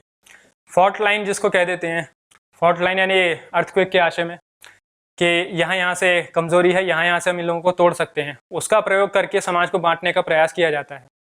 अभी चुनाव चल रहा है यूपी में, चुनाव नहीं भी चल रहा था तब भी इस प्रकार का प्रोजेक्ट करने का कई बार प्रयास करते हैं कि ये जो सवर्ण लोग हैं, ऊंची जाति और नीची जाति, दो प्रकार से बांट दिया। अब ये भी वैसे बड़ा रोचक है कि ऊंची और नीची जाति का क्या चक्कर है। हर्बर्ट होप रिजली नाम से एक अंग्रेजी सेंससकार रहे, काफ़ी युवावस्था में उन्होंने सेंसस का काम अपने हाथ में लिया। तो अब कॉन्ट्रडिक्शन हमारे सामने ये है, प्रॉब्लम हमारे सामने ये है कि चाहे वो सेंसस की बात हो, चाहे वो ये सर्वे वगैरह की बात हो, चाहे वो संस्कृत के पुराने शास्त्र और ग्रंथ छापने की बात हो, इन सब के लिए हमें झक मार के कुछ भी करके अंग्रेज़ों को क्रेडिट देना पड़ता है, क्योंकि हमारा तो सामर्थ्य नहीं था उस समय। हम पूरा हिंदू समाज ही उस समय दलित था, हमारे बस में नहीं था ये सब करना, क्रेडिट तो देना पड़ता है। लेकिन प्रॉब्लम ये है कि क्रेडिट देने भर से अगर हम इसको ख़त्म करना चाहें तो बात नहीं बनती है। केवल उन्होंने किया इतना पर्याप्त नहीं, उन्होंने क्या सोच के किया, क्या समझ के किया, उनकी क्या नीयत थी इसके पीछे, जब तक हम उसको नहीं जानेंगे तब तक हम नहीं समझ पाएंगे कि उनका उद्देश्य क्या था।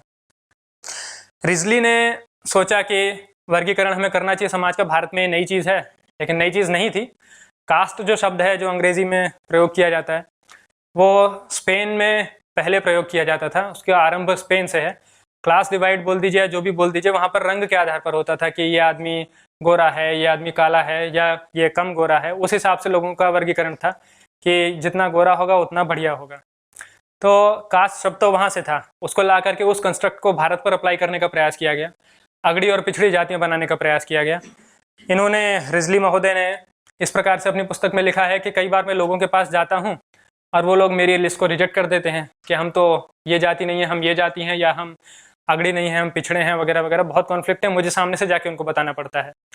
अपने आप को उन्होंने रेस साइंटिस्ट बताने का प्रयास किया। जब डार्विन की थ्योरी अपने चरम पर थी तो ये प्रचार करने का प्रयास किया कि जिस प्रकार से पशुओं से मनुष्य बने, या जो भी उनका सिद्धांत है, उस प्रकार से ही मनुष्यों में भी कुछ लोग ज़्यादा विकसित हैं और कुछ लोग कम विकसित हैं।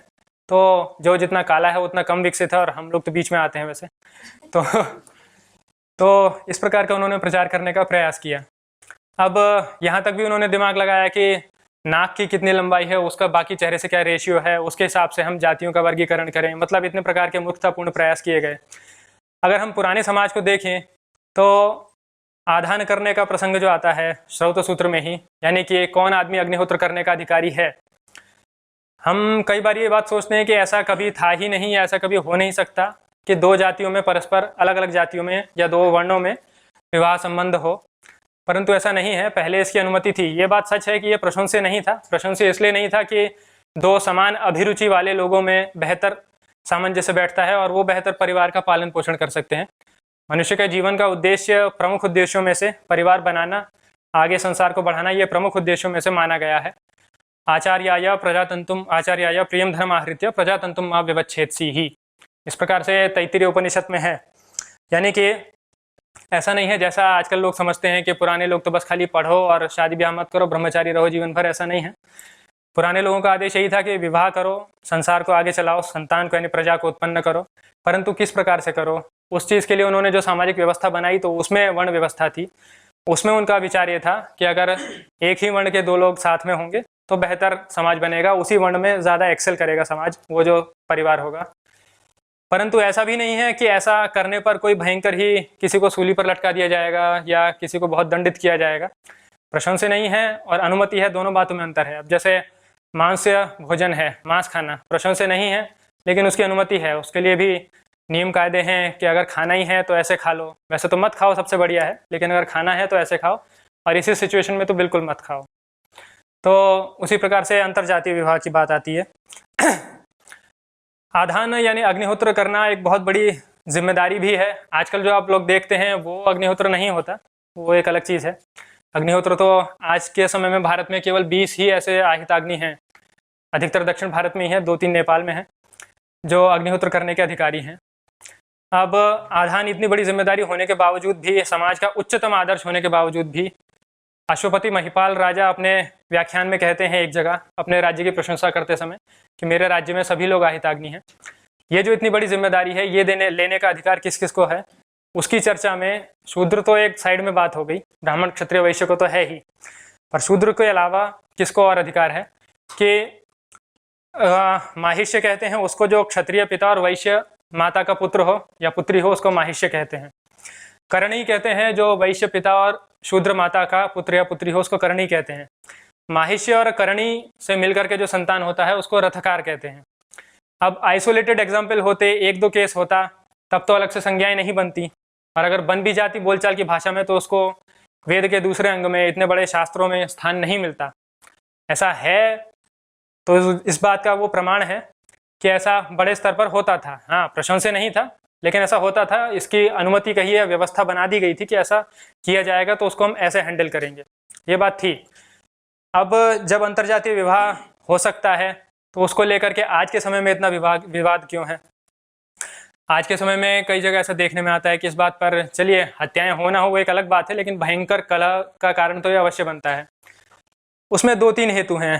उसमें पहला हेतु तो ये है कि वर्ण व्यवस्था वाली बात ही, मतलब अब ब्राह्मण कोई पढ़ने वाले तो बचे नहीं, क्षत्रिय भी कोई शारीरिक रूप से या सामाजिक परिप्रेक्ष्य से उस प्रकार के बचे नहीं, तो एक प्रकार से वर्ण व्यवस्था का धार्मिक पक्ष तो खत्म हो ही चुका है। जब धार्मिक पक्ष खत्म हुआ तो उसकी जो नैसर्गिक बात है कि भाई, जैसे मान लीजिए कोई इंजीनियर है, अब उसे अपनी पढ़ाई के समय में या अपने नौकरी के समय में कहीं भी किसी दूसरे इंजीनियर से ही उसका संपर्क होगा, इसकी संभावना अधिक है। उससे उसका बोलचाल या उससे उसका व्यवहार बेहतर बनेगा, उससे उसका सामंजस्य बेहतर बनेगा, इसकी संभावना कहीं अधिक है। अब ऐसा तो बचा नहीं, अब केवल जाति ही बच गई है, वर्ण तो बचा नहीं है धार्मिक पक्ष से। तब ऐसा होने लगा है तो इसको लेकर के इतना विवाद करना उचित नहीं, और ऐसा तो कम से कम बिल्कुल नहीं कहना चाहिए कि पहले ऐसा बिल्कुल नहीं था या ऐसा नहीं हो सकता है, इस प्रकार की बात।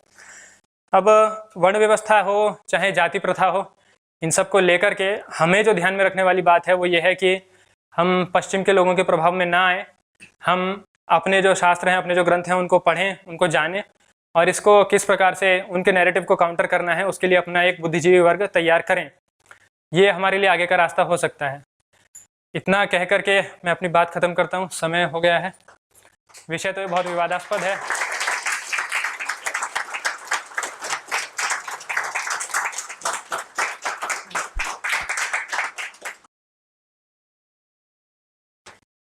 आपने बताया अलग अलग पुराने शास्त्र या वेद पढ़े, पर ये जो भाष्य हुए हैं अलग अलग शास्त्रों के, उनमें जो त्रुटियां हैं वो एज ए रीडर, आप हिंदी का जो पढ़ रहे हैं ट्रांसलेशन या इंग्लिश का पढ़ रहे हैं, वो कैसे पता पड़ेगा? देखिए, त्रुटियों को जानने के लिए उनसे एक्स्ट्रा कुछ पता होना चाहिए। जो आप पढ़ रहे हैं जिस ग्रंथ को, उससे ज़्यादा अगर आपने पढ़ा होगा तब आपको उसकी कमियां और उसके फ़ायदे पता चलेंगे। अनुवाद पढ़ने में समस्या ये आती है कि अनुवाद पढ़ने में आप चाहे कोई कितना भी कहे कि मैंने जैसा है यथारूप उसका अनुवाद किया है या यथारूप उसको समझाया है, लेकिन वो यथारूप भी उस व्यक्ति ने जो समझा है वही समझाया है। जो मूल ग्रंथ है, जो मूल ग्रंथकार ने कहा है, उसने भी जिस विषय को जैसा समझाया है उसने वैसा समझाया है। वो विषय और उससे बड़ा हो सकता है।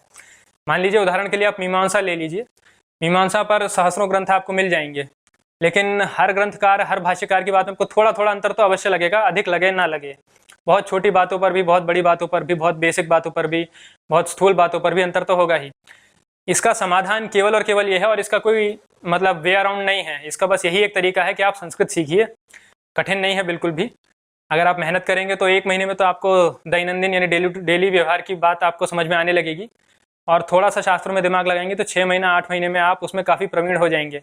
इसका कोई भी ऑप्शन नहीं है, आप कितना ही ट्रांसलेशन पढ़ लीजिए उससे काम नहीं चल सकता, आपको मूल भाषा सीखनी ही पड़ेगी, उसका कोई विकल्प नहीं है। नमस्कार। नमस्कार बहुत अच्छा लगा आपने वर्ण के बारे में हमें बताया। जी।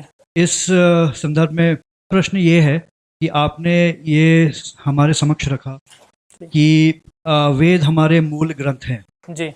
इसकी पुष्टिकरण के लिए आपके पास क्या आधार है? और अच्छा। टिप्पणी ये है कि ये बहुत अच्छी बात है कि हम इस तरह से सोच रहे हैं कि फिर से एक बार जागरूकता आए। जी। और अभी मैं श्री दलाई लामा का मीटिंग से आ रहा हूँ, अच्छा। थोड़ी देर पहले, मतलब 2-3-4 घंटा पहले उन्होंने भी यही बात बताया कि आप लोग भारतीय हैं, भारतीय मूल के हैं, भारत के निवासी हैं, जी। तो आप लोग इस बात का ध्यान दें कि आपकी जो ट्रेडिशन है, जी। आपकी जो पुरानी संस्कृति है, जी। इसको आप बिल्कुल ना भूलें। Thank you. जी जी, बिल्कुल सही कहा उन्होंने। तो आपका जो पहला प्रश्न था कि वेद हमारे मूल ग्रंथ हैं, इसका प्रमाण क्या है? देखिए, वही जो बात मैं कह रहा था, पिछले 1000 सालों से हम हिंदू बने रहें, बच के रहें, उसी में हमारा सारा संघर्ष बीता है। उसकी वजह से भक्ति संप्रदाय का भी उदय हुआ। ऐसा नहीं है कि भक्ति संप्रदाय कोई निकृष्ट बात है या हल्की बात है या व्यर्थ की बात है, समय के अनुसार सबका अपना महत्व है। ऐसा नहीं है कि जब वेद का काल था या जब संस्कृत का काल था तब कोई भक्ति नहीं करता था, समय समय की बात है। तो जो बात मैं कह रहा था कि हम बचे रहने का प्रयास कर रहे हैं, तो इन सब मौलिक बातों से बहुत ही बेसिक बात है, मतलब बिल्कुल एकदम जिसको कहते हैं ना जीरो वाली बात है कि वेद हमारा मूल ग्रंथ है या नहीं। लेकिन आज हमें उस पर विचार करना पड़ रहा है। वो विचार इसीलिए करना पड़ रहा है कि हम बिल्कुल ही कट ऑफ हो गए हैं। ये चमत्कार से कम बात नहीं है कि जो मैं कह रहा था पहले भी कि एक समाज को पूरी तरह बदलने में 2-3 पीढ़ियाँ मैक्सिमम लगती हैं, और हम 20-25 पीढ़ियों से या उससे भी कहीं अधिक समय से इन सब चीज़ों को झेल रहे हैं और बचे हुए हैं। और कहीं ना कहीं तो हमें पता है कि वेद हमारा मूल ग्रंथ है। वो कैसे पता है? वो ऐसे पता है कि आप हमारा देखिए, किसी बात के अनेक प्रमाण हो सकते हैं।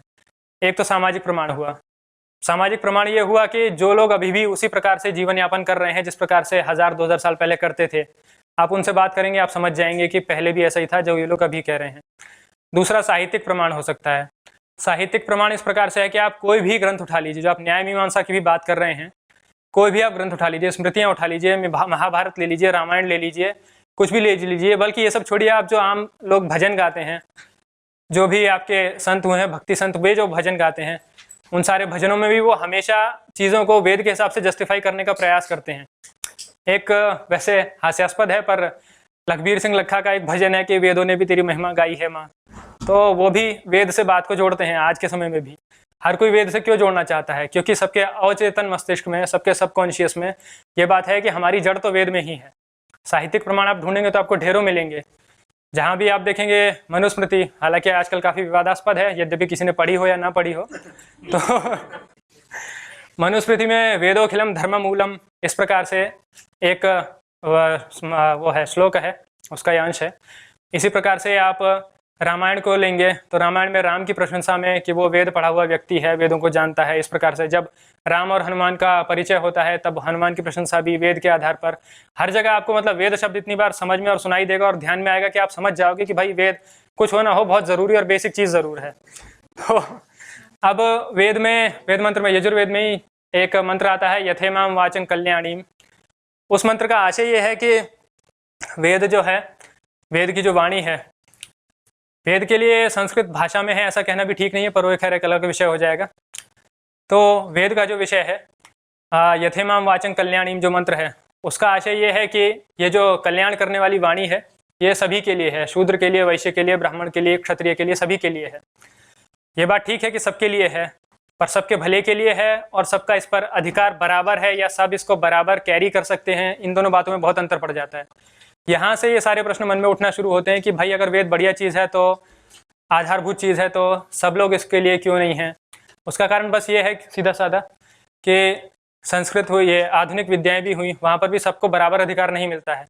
योग्यता नाम से भी एक चीज़ होती है। हाँ, वो जन्म से हो केवल, ऐसा मैं नहीं कह रहा हूँ, कर्म से ही होनी चाहिए और व्यक्ति की योग्यता के अनुसार ही होनी चाहिए, और ऐसा ही रहा भी है पहले भी। जो मैंने महिदास इतरे का उदाहरण दिया, जो मतंग ऋषि का उदाहरण दे सकते हैं, और भी दुनिया भर के हैं।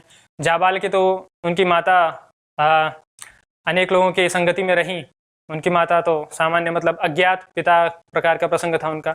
ऐसा नहीं है, वेदव्यास की माता भी ब्राह्मण तो नहीं थी, न पराशर की। तो ये सब चीज़ें होती रही हैं। वेद हमारा आधार है या नहीं, ये आप तभी जानेंगे, सारी बातें वहीं से जुड़ती हैं कि अभी हमारा धर्म जो बचा हुआ है, जो जीवित संप्रदाय अभी भी बचा हुआ है, वो संस्कृत भाषा से जब तक नहीं जुड़ेगा, फिर से आप जब तक उसको नहीं जोड़ेंगे तब तक आप नहीं समझ पाएंगे। इसलिए बात सारी घूम के वहीं आ जाएगी कि पहले संस्कृत सीखेंगे तो आपको किसी से पूछने की बहुत अधिक आवश्यकता बचेगी नहीं, बहुत सारी बातें अपने आप स्पष्ट हो जाएंगी। मेरा प्रश्न है कि आपने कहा था कि वेद सबके लिए नहीं है, जिसकी जैसी मतलब उसकी प्रकृति होनी चाहिए कि वो वेद पढ़े और वेद पर समझे। अधिकार सबका नहीं है, यानी कि हाँ। वेद को कैरी करने का अधिकार सबका नहीं है, पर वेद का जो भी फल है, वेद से जो भी कुछ प्राप्त किया जा सकता है, उस पर सबका बराबर अधिकार है। तो लेकिन हम ज्यादातर देखते हैं कि बहुत बचपन से ही बच्चों को पढ़ाना चालू कर जी। देते हैं कहीं जी। जगह पर, या और जैसे हमारे बच्चे भी होते हैं, तो हमारे बच्चे का हमें उस नेचर मतलब नेचर या बचपन में प्रकृति नहीं पता पता नहीं लगती है कि जी। ये, लेकिन बचपन से अगर उसको संस्कृत पढ़ाएंगे या तो फिर उसमें ये आता है कि उसको वेद पढ़ाएं या ना पढ़ाएं। ठीक है, अच्छा प्रश्न है आपका। इसका बात वही है कि अब संप्रदाय अमृत हो चुका है। जो वेद अब पढ़ाए जाते हैं, पहले वेद इस प्रकार से नहीं पढ़ाया जाता था। पहले सामान्य बोलचाल देखिए, एकदम बहुत पहले अगर जाएंगे, त्रेता युग से भी पहले जाएंगे, तो वेद का अध्ययन वेद से ही हो जाता था। इसका कहने का आशय ये है कि जैसे अब हम हिंदी में बात कर रहे हैं, मैं हिंदी बोल रहा हूँ, आपको समझ में आ रही है, एकदम सीधी सीधी बात है। परंतु पहले ऐसा वेद के लिए था कि वेद की जो भाषा, जो मैं कह रहा था कि वेद की भाषा संस्कृत नहीं है, अंग्रेज लोग उसको वैदिक संस्कृत बोल देते हैं, पर वो कहना ठीक नहीं है, क्योंकि संस्कृत माने जिसका संस्कार किया गया हो। वेद को परमात्मा की वाणी मानते हैं, स्वयं प्रादुर्भूत वाणी मानते हैं। ऐसा नहीं कि जैसे और दूसरे संप्रदाय में आसमान से आवाज़ गूंजी, ऐसा भी नहीं है। इस प्रकार से ये विचार, इस प्रकार से देखिए, एक विषय में से दूसरा निकलता जाता है, बात कहाँ की कहाँ पहुँच जाती है। वेद को ज्ञान के रूप में देखा जाता है। वेद के 4 स्तर माने जाते हैं, परा, पश्यंती, मध्यमा और वैखरी। वैखरी कहते हैं जो वाणी है। मेरे मन में एक विचार है, मेरे मन में जब मान लीजिए मैंने एक शब्द प्रयोग किया मेरा, मेरा का मतलब क्या हुआ? आपके पास में भी एक पहले से एक सिंटैक्स है, एक आपके पास में ग्रामर है, आप जानते हो मेरा माने जो बोल रहा है उसका, ये बात आप पहले से जानते हो। इसको कहते हैं वैखरी का स्तर। मेरा कहने से आपके अंदर जो ज्ञान उत्पन्न हुआ वो एक अलग चीज़ है, और मेरा शब्द का जो अर्थ है वो एक अलग चीज़ है। ज्ञान, शब्द और अर्थ का जो ज्ञान का संबंध है, जिसका भर्तृहरि जो कि क्षत्रिय थे, हालांकि उनका पहला श्लोक बड़ा मज़ेदार है। वो पहले श्लोक में बोलते हैं कि मैं जिसमें आसक्त हूँ वो किसी और में आसक्त है, और वो तो खैर वो एक अलग बात है। उनको इससे वैराग्य हुआ और उन्होंने वाक्य पदियम जैसा भयंकर एकदम, जिसको कहें कि दिमाग हिला देने वाला ग्रंथ लिखा, और उसमें उनका फोकस शब्द और अर्थ के संबंध पर ही है। पहले वेद के शब्द से ही वेद का अर्थ जान लिया जाता था। धीरे धीरे दुर्गति हुई, शास्त्रों का सृजन हुआ, व्याकरण वगैरह का, वो सब चलने लगा।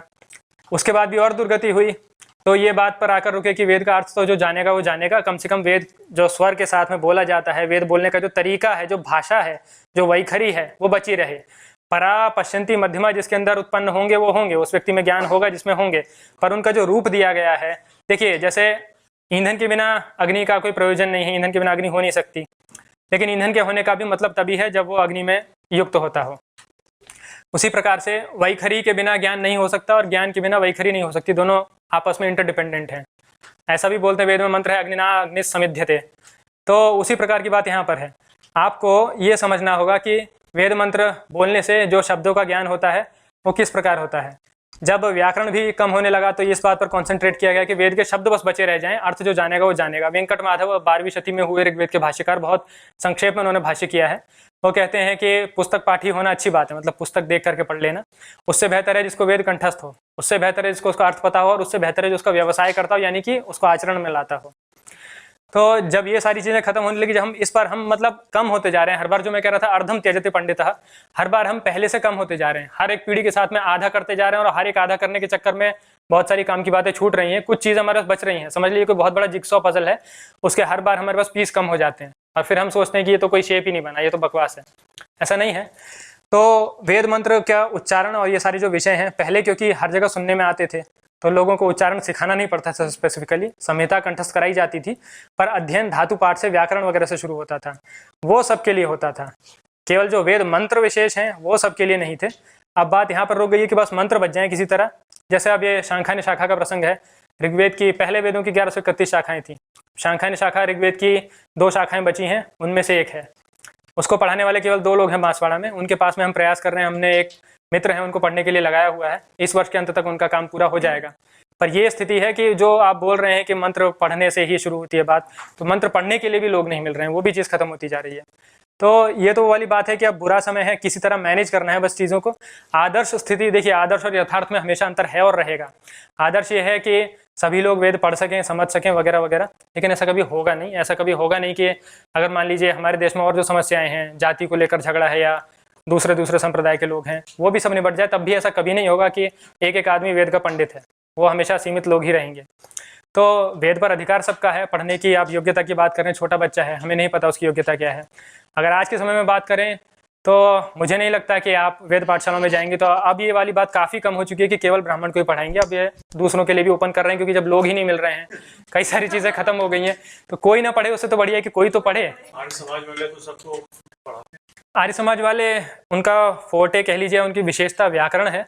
जो बोल रहे हैं वेद मंत्र रटना या वेद मंत्र का सही उच्चारण, वेद मंत्र को गाना, ये चीज़ें आर्य समाज के सामर्थ्य में नहीं है। स्वामी दयानंद इन चीज़ों को अच्छी तरह जानते थे, पर आर्य समाजी लोग नहीं जानते हैं। स्वामी दयानंद ने सौवर नाम से भी ग्रंथ लिखा जो इसी विषय पर था, लेकिन इन चीज़ों को प्रॉब्लम है ना, वही अतिवाद जो मैं कह रहा था, हर जगह अतिवाद घुस जाता है। आर्य समाजी लोग हर चीज़ को पाखंड बोलते हैं, उसमें चले जाते हैं, वो भी एक अतिवाद है। खैर, तो ये मेरे ख्याल से आपके सवाल का उत्तर है कि अभी बस जैसा भी हो रहा है किसी तरह जीरो से ऊपर उठें, और जैसे जैसे समय बदलते, वही इसीलिए तो धर्म इवॉल्विंग है। जब और बेहतर स्थिति आएगी तो हम और ज़्यादा अच्छा काम करेंगे। सर, जो आप नैरेटिव कंट्रोल करने की बात कर रहे थे, हम जी। दूसरों को ये बताया कि हमारे धर्म में मतलब ब्राह्मण क्षत्रिय का क्या मतलब है, उससे पहले ये बताना अपने समाज के लोगों को जरूरी है कि इसका मतलब क्या है। जैसे कि मेरा एक फ्रेंड है, मैंने तो अपने सोसाइटी में नहीं देखा, मैं भी बिहार से हूँ और एकदम गांव से आता हूँ। जी तो आप देखेंगे कि जैसे इकोनॉमिक जो लिबरलाइजेशन हुआ है या गांव के जो मजदूर वर्ग के लोग हैं, जब वो ज्यादा कमाने लगे हैं, उसके बावजूद उनको समाज में रिस्पेक्ट दिया जाने लगा है। एज ए हिंदू हम लोग फेल हुए हैं यहाँ पे। हम लोगों ने मतलब अपने पीढ़ी को या अपने सोसाइटी में अपने बच्चों को ये नहीं सिखाया कि क्या रिस्पेक्ट करना चाहिए। तो खैर, पर फिर भी हमने उतना ज्यादा एट्रोसिटी या डिस्क्रिमिनेशन नहीं देखा। बट एक मेरा फ्रेंड है NIT दुर्गापुर का, कुछ दिन पहले बात हुई थी, आपको पता होगा झारखंड में एक देवघर जगह है, वहाँ पे बाबा धाम का बहुत बड़ा मंदिर है भगवान जी जी। तो बता रहा था कि वो अपने फ्रेंड के साथ गया था ट्रैवल कर, मतलब वहाँ, और बस में जो आप यदि किसी के बगल में बैठ रहे हो, साथ वाला बंदा पूछ रहा है कि तुम्हारा कास्ट क्या है। अच्छा। हाँ, यदि आप दलित है वो आपको बगल में नहीं बैठना देगा। अच्छा। तो मुझे लगता है कि हम लोग जो नैरेटिव कंट्रोल करने की बात करें कि हमें दूसरों को बताना चाहिए कि हमारे बारे में क्या अच्छा या इसका एक्चुअल मीनिंग क्या था, इससे ज्यादा जरूरत है कि हम अपने लोगों को बताएं। तो उसका क्या रास्ता हो सकता है, मतलब फॉरवर्ड मूव करने का क्या हुआ? ठीक है, देखिए, ज़्यादा कम की बात नहीं होती। जीवन में भी अगर आप अपना निजी जीवन भी देखेंगे तो हमेशा एक साथ कई मोर्चों पर लड़ना होता है। अगर आप पूरी तरह अंदर की ओर ही फोकस करेंगे और बाहर बिल्कुल अनदेखा कर देंगे तो अंदर भले ही सब कुछ बढ़िया हो जाए, लेकिन फिर सब एक साथ बली में जाएंगे। इसलिए दोनों तरफ कंट्रोल करना ज़रूरी है। यह बात आपकी सच है कि हमें अंदर के लोगों को बताने की बहुत आवश्यकता है, लेकिन अंदर के लोगों को भी, अंदर के लोग भी किसकी बात सुनते हैं, ये भी एक विषय है ना। अंदर के लोग भी उन्हीं की बात सुनते हैं जिनको हम यहाँ खड़े होकर बाहर का कह रहे हैं। अंदर के लोग उन्हीं की बात सुनते हैं। तो अगर हम उस नैरेटिव देख लिए, अभी कोई भी आदमी जैसे गांव से निकला, जैसे हमारे नाना हुए, बाबा वगैरह हुए, जो गांव के किसान वगैरह मजदूर टाइप के लोग थे, धीरे धीरे करके उन्होंने तरक्की की, शहर में आए, उन्हें ये समझ में आया कि अखबार पढ़ना अच्छी बात है। उनके बाद हम एक पीढ़ी आगे बढ़े, हमें समझ में आया कि अखबार पढ़ने से कुछ नहीं होता, उसके अलावा दुनिया में और 36 चीज़ें हैं, उनको पढ़ने से अकल आती है। तो धीरे धीरे चीज़ें बदलती हैं। अब बात यह है कि किताबें कौन छाप रहा है, तो हमारे शत्रु लोग छाप रहे हैं। अखबारों में लेख किसके छप रहे हैं, तो हमारे विरोधियों के छप रहे हैं। और उनको पढ़ कौन रहा है, वही लोग जिनको हम अंदर के लोग कह रहे हैं। अगर हम इसको कंट्रोल कर लें, जो सेंट्रल कमांड कह लीजिए, जो भी कह लीजिए, तो हम इस नैरेटिव को भी कंट्रोल कर सकते हैं। हाँ, ये है कि केवल एक यही उपाय है या केवल यही सारा ऊर्जा लगा दें, ऐसा नहीं है। आपसी समाज में भी, आपसी व्यवहार में भी किस प्रकार से इसको कर सकते हैं। मेरा एक मित्र है, वो भी ब्राह्मण ही है। मेवात एक जगह है हरियाणा में जहाँ मुसलमानों का भयंकर प्रभाव है, बहुत सारी चीज़ें देखने में आती हैं वहाँ। बस अब आपके हिंदुओं में कहें तो दलित ही रह गए हैं, बाकी उजीना वगैरह कुछ एक जगह हैं जहाँ पर हिंदू हैं ठीक संख्या में, वरना केवल दलित जो गांव छोड़ नहीं सकते थे वे ही रह गए हैं।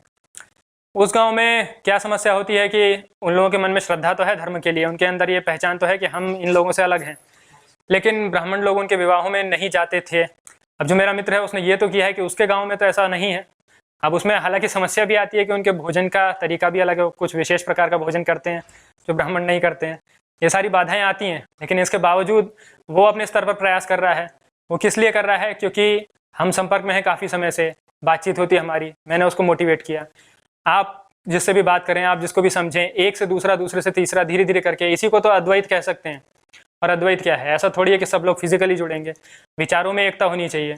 इस चीज़ का अगर प्रचार करें, और फिर बात यह है कि भाषा बहुत बड़ी चीज़ है। संस्कृत, जो मैं बार बार कहता हूँ, अगर संस्कृत का प्रचार ठीक से हो जाए, हालांकि वही वाली बात है, आदर्श और यथार्थ में अंतर है। संस्कृत का आप कितना भी प्रचार कर लीजिए, सभी लोग बोलेंगे, ऐसा नहीं होने वाला। अगर 10% लोग भी बोलने लग जाएं तो बहुत बड़ी बात हो जाएगी।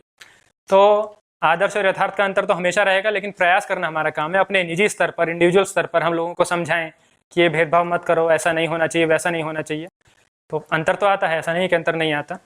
हमारी अम्मा जो थी, यानी कि पिताजी की माता, तो हमारे गांव में थोड़ी पढ़ी लिखी थी। अब जो शूद्र वर्ग था, उसके यहाँ भी वो जाती थी जब प्रसूति का काल होता था, क्योंकि गांव में पहले कोई ध्यान नहीं देता था। इसके लिए उनको अपमान भी झेलना पड़ा, लेकिन उन्होंने ये काम बंद नहीं किया। और अब तो ये बात बिल्कुल सामान्य हो गई है, खास करके राजनीतिक परिवर्तन आने के बाद से। तो ये उतना बड़ा मुद्दा अब नहीं रह गया है। अब हमें दूसरी तरफ भी तैयार होना चाहिए कि नैरेटिव कैसे भी करके हम कंट्रोल में लाएं। जी हाँ, एक तो मुझे ये पूछना है कि जब बुद्धिज्म आया था, उसके बाद जब हिंदुइज्म रीएस्टैब्लिश हुआ था अराउंड 8th सेंचुरी, जब शंकराचार्य जी आए थे जी तो तब कुछ रिजिडिटी आई थी क्या हिंदुइज्म के अंदर? और दूसरा मुझे ये पूछना है कि अनटचेबिलिटी कब आई, मतलब शुरू हुई? पहले जो आपका प्रश्न है कि बौद्ध धर्म के फिर से हीन होने के बाद में और हिंदू संप्रदाय के फिर से प्रबल होने के बाद में हिंदू समाज में कोई रिजिडिटी आई कि नहीं, अब इसका सीधा उत्तर देना बड़ा कठिन है, क्योंकि लगभग यही वो समय है जब हम विदेशी आक्रांताओं से भी पीड़ित होने लगे और हमारा बुद्धिजीवी वर्ग धीरे धीरे नष्ट होने लगा। रिजिडिटी आई है उस समय के बाद में, उसमें कोई संदेह नहीं है। पहले जैसी उन्मुक्तता नहीं रही। उसका कारण ये ही रहा कि धीरे धीरे जो परंपराओं की पल्लवित होने की बात थी, शास्त्रों के नए सृजन की जो बात थी, चर्चाओं की बात थी, परिषदों की बात थी, वो बात सब खत्म होने लगी। बस जैसा है, जो है मिल रहा है, उसको बचा लो। तो रिजिडिटी आने का बौद्ध संप्रदाय से कोई अर्थ हो ना हो, लेकिन विदेशी आक्रांताओं से उत्पीड़ित होने से उसका संबंध अवश्य है। दूसरी बात, आपने अस्पृश्यता की छेड़ी। अस्पृश्यता जैसी देखने में और सुनने में लगती है, वही अतिवाद एकदम बढ़िया। अस्पृश्यता का ये है कि जब सुबह स्नान करते हैं, स्नान करने के बाद जब तक पूजा नहीं कर लेते हैं, तो अपने खुद के पति पुत्र किसी का स्पर्श घर में भी नहीं करते हैं, और ब्राह्मण चाहे कितना ही बड़ा हो नहीं करता है। तो अस्पृश्यता ऐसा नहीं है कि दो जातियों के ही बीच में है। उसके कारण सही है या गलत है, मैं उस बात में अभी नहीं जा रहा हूँ। अभी मैं बस ये कह रहा हूँ कि अस्पृश्यता का ऐसा नहीं है कि बस केवल एक वर्ग से हमने कह दिया कि तुमको हम छुएंगे भी नहीं और बाकी से हम रोज़ गले मिल रहे हैं, ऐसा भी नहीं ऐसा भी नहीं है। ध्यान रखा जाता है व्यवहार का, ये सारी चीज़ें आचार में आती हैं। अस्पृश्यता की जो बात आपने कही कि हाँ, ये बात सच है कि एक वर्ग के साथ भेदभाव हुआ बाद में, लेकिन शुरू से ऐसा था या इसको शास्त्रीय अनुमति थी, ऐसा भी नहीं है। अस्पृश्यता की आप बात करते हैं तो अगर आप काशी जाएंगे तो काशी में अस्पृश्यता का दोष कोई मानता ही नहीं है। काशी को, क्योंकि वैसे भी इसको रुद्र भूमि बोलते हैं, तो यानी श्मशान भूमि एक प्रकार से। उस वजह से काशी में बड़ी रोचक कथा है शंकराचार्य के एक चंडाल के दर्शन करने की। तो वो कथा से भी समझ में आता है कि अस्पृश्यता जब समाज में बढ़ने भी लगी, जब इसका प्रादुर्भाव और अधिक होने लगा, जब वही गलत गलत आधा हम पकड़ते गए और सही सही आधा छोड़ते गए, उस समय भी जब ये होने लगा, तब भी लोगों में ये जागरूकता थी कि है तो ये गलत, इसका निराकरण कैसे किया जाए वो एक अलग बात थी। जो भक्ति संत हुए, बाकी जो विद्वान भी हुए संस्कृत में भी और शास्त्रों में भी, उन्होंने खूब इसका निराकरण करने का प्रयास किया। गलत हुआ है उसमें कोई संदेह नहीं है, लेकिन हाँ, निराकरण करने का प्रयास किया गया है। गलतियाँ सब जगह होती हैं और इसीलिए हम इवॉल्विंग हैं, इसीलिए हम सुधर रहे हैं, क्योंकि हम जान रहे हैं हमने क्या गलत किया और हम उसको सुधार रहे हैं। ये अंतर है हम में और बाकी सब में। अग्निहोत्र क्या होता है, आपने पूछा था, एक चीज बताया था, मतलब आपने एक चीज। अग्निहोत्र बड़ा ही मज़ेदार और विस्तृत विषय है। आप एक काम कीजिएगा, आप एल्टर ऑफ फायर नाम से जो वीडियो है यूट्यूब पर, या फिर मेरा खुद का भी चैनल है दर्शेष्टि, स्पेलिंग थोड़ी डिफिकल्ट है, DARSHESHTI, ऐसे 2-3 चीज़ें आप अगर देखिए तो आपको थोड़ा इजी और जल्दी समझ में आ जाएगा। हाँ जी। मोहित जी, वर्ण का निर्धारण पहले कब और कैसे होता था? जी, क्या प्रक्रिया थी, क्या जी। मानक थे, क्या उसमें विविधता थी अलग अलग जगहों पे? जी। और आज के संदर्भ में आपके अनुसार कब और कैसे होना चाहिए? देखिए, वर्ण का निर्धारण ये मूल में जब जहाँ बात आती है तो वो व्यक्ति के खुद के ऊपर आती है, लेकिन कोई छोटा बालक है, नहीं जानता वो क्या करेगा क्या नहीं करेगा वगैरह।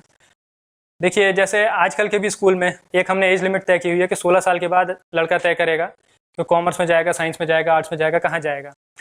ऐसे ही, ऐसा मेरा अनुमान है, ऐसा मुझे पढ़ने को तो नहीं मिला कहीं, पर मेरा ऐसा अनुमान है कि पहले भी कुछ ना कुछ ऐसा घटक रहा होगा कि ये बेसिक एजुकेशन है, यहाँ तक तो सबको पता होगा ही। जैसे विवाह होता है तो विवाह में मंत्र बोलने होते हैं।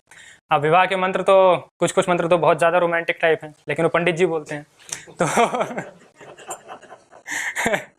ऐसा भी मंत्र है जिसका अगर एकदम मतलब निकालें और थोड़ी सी भाषा फिल्मी कर दे तो मैंने दिल तुझको दिया, ऐसा भी मतलब निकलता है। तो लेकिन ये बोलते हैं पंडित जी। अब ये लेकिन मंत्र बोलना तो सबको है, विवाह तो सबका होगा, तो यानी वेद सिखाया तो सबको जाएगा। लेकिन एक समय आएगा जिस समय के बाद ये वर्गीकरण करना होगा कि बस इतना तुम्हारा वेद हो गया, अब इसके बाद में अब तुम एडमिनिस्ट्रेशन सीखो या व्याकरण सीखो या कुछ और सीखो। एक समय के बाद में वो अंतर आएगा। अब वो व्यवस्था पहले क्या थी ये नहीं पता चलता, अभी मुझे कहीं देखने को नहीं मिला कि कैसे हम जाने कि पहले लोग कब डिसाइड करते थे। ये समझ में आता है कि पहले परिवर्तन हो जाता था, ये भी समझ में आता है कि पहले व्यक्ति के ऊपर ऐसा दबाव नहीं था कि या तो मर जाओ या तो यही रहो, ऐसा भी नहीं था। ये दो बातें तो समझ में आती हैं। आजकल के हिसाब से आप बात करते हैं तो आजकल के लिए सबसे बड़ी जो कठिनाई है, जो अभी आप थोड़ी देर पहले भी कह रहे थे बाहर, पाठ्यक्रम की बात है या क्या पढ़ाना है उसकी बात है, उसको सहेजना, उसको संभालना। जो ये महोदय भी कह रहे थे अभी कि बच्चे को बचपन में ही वेद मंत्र पढ़ाना पड़ता है, तो हम कैसे पता करेंगे कि वो कौन से वर्ण का है वगैरह, ये सारी सिचुएशन, मतलब अभी हमें किसी तरह से रिकवर कर जाना है। बस एक बार एक जीरो के लेवल पर, अभी हम जीरो पर भी नहीं, अभी हम माइनस में हैं। और जो हमारे सवाल है, जो आपका सवाल है, वो तब का है जब हम कम से कम जीरो पर तो हों। अभी कम से कम इतना तो हो कि वेद मंत्र बोलने वाले 100-50,000 ढंग के लोग तो हों, जिनको इस बात की चिंता तो ना करनी पड़े कि मैं रोटी कैसे लाऊंगा आज की। ऐसे लोग तो हों कम से कम। उसके बाद इन सवालों का जवाब ढूंढना कहीं सरल हो जाएगा। पाठ्यक्रम हम फिर से कुछ बनाना पड़ेगा। जो मैं कह रहा था, अभी वेद मंत्र पढ़ने से शुरुआत होती है, पहले धातु पाठ से होती थी, क्योंकि वेद मंत्र पहले ऑब्वियस होते थे, आ जाते थे सरल समझ में, पढ़ने के लिए इतना कष्ट नहीं करना पड़ता था। बस हाँ, कंठस्थ करने के लिए तो कष्ट हमेशा रहता है। तो जब हम उस स्थिति पर आ जाएं तब हम इस पर विचार कर सकते हैं कि अब हम फिर से पुरानी व्यवस्था को कैसे लागू करें। कुछ कह रहे थे? ये कि काफ़ी सारे शब्द होते हैं, आपने उसका कुछ उल्लेख भी किया कि जाति है, वर्ण है, और उसको सब हमने कास्ट बना दिया जी। तो ऐसे एक गोत्र शब्द भी आता है जिसको मैं समझने की प्रयास कर रहा था। गोत्र से आप गोत्र, कुल, जाति, वर्ण, ये 3-4 शब्द हैं, इनका संबंध आप थोड़ा सा। गोत्र से आपने बहुत बढ़िया बात निकाली, मैंने सोचा भी था बोलूँगा पर मैं तैयारी नहीं कर पाया तो मुझे याद नहीं रहा। तो खैर, गोत्र जो है, गोत्र ही केवल नहीं, एक किसी भी व्यक्ति के 4 परिचय होते हैं हिंदू समाज में। जो आज के समय में केवल गोत्र बचा है, बाकी 3 बचे नहीं हैं। बचे नहीं यानी कि जिसको पता है उसको पता है, जनरली स्पीकिंग नहीं बचे हैं।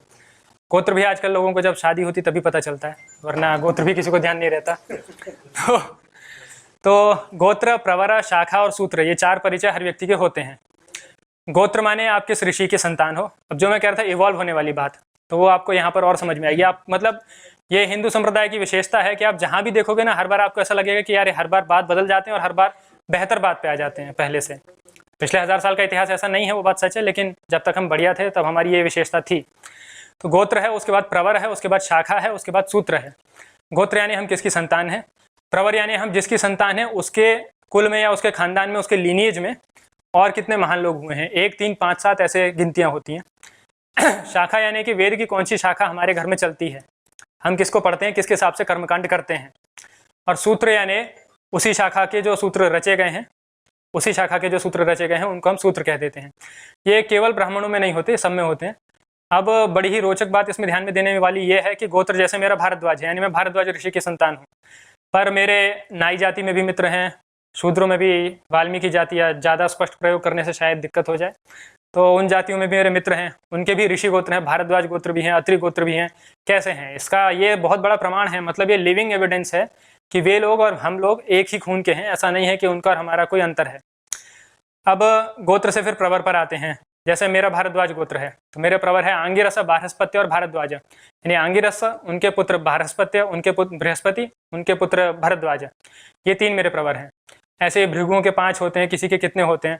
जहाँ से अंगिरस से लाइन अलग होगी, बृहस्पति के अलावा कोई दूसरे पुत्र से बढ़े, वो पुत्र इतने प्रसिद्ध नहीं हुए, तो उनका अंगिरस का एक अर्षेय प्रवर ही रह गया। ये है गोत्र और प्रवर का संबंध।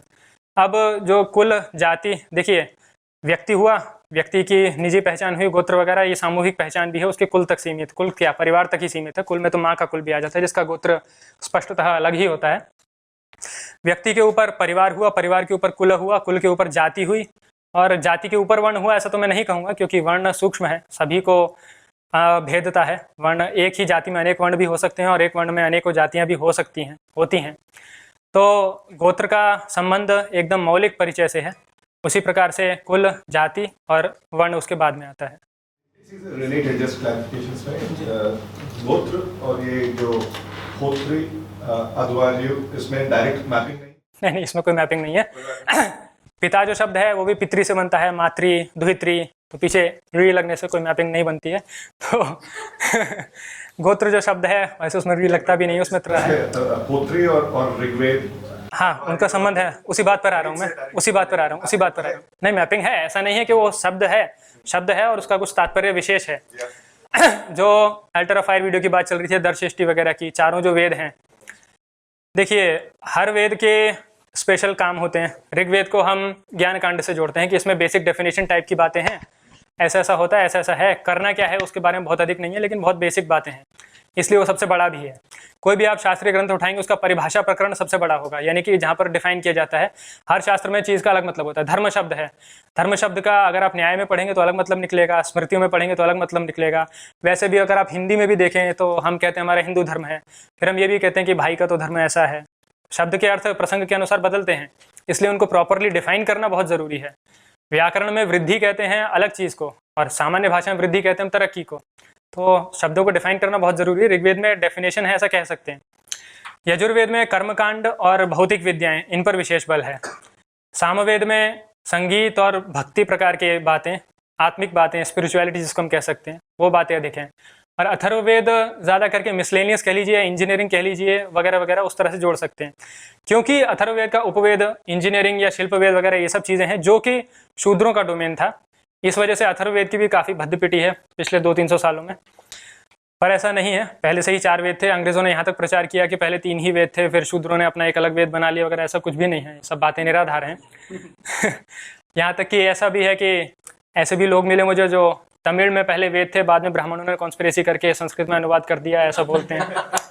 अब इसमें कॉन्फ्लिक्ट देखिए आप, वो आदमी वेद को मानना चाह रहा है लेकिन वो संस्कृत को और ब्राह्मणों को नहीं मानना चाह रहा। तो भयंकर ही, मतलब कैसे कैसे उपाय निकालते हैं। अब होता ऋग्वेद का प्रमुख होता है, अध्वर्यु यजुर्वेद का प्रमुख होता है, उद्गीत सामवेद का प्रमुख होता है, और ब्रह्मा जो है अथर्ववेद का प्रमुख होता है, ऐसा भी कह सकते हैं। या जनरली उसको बहुत आइडिया होता है, वो चीफ होता है एक प्रकार से, ऐसा कह सकते हैं। वो प्रेसिडेंट की तरह हो सकता है, जैसे भारत का है प्राइम मिनिस्टर की तरह अध्वर्यु होता है यजुर्वेद का जो प्रमुख होता है। इनके भी फिर आगे 3-3 और असिस्टेंट कह लीजिए या जूनियर्स होते हैं। सारी कहानी लंबी चल जाती है, दूसरा विषय हो जाएगा।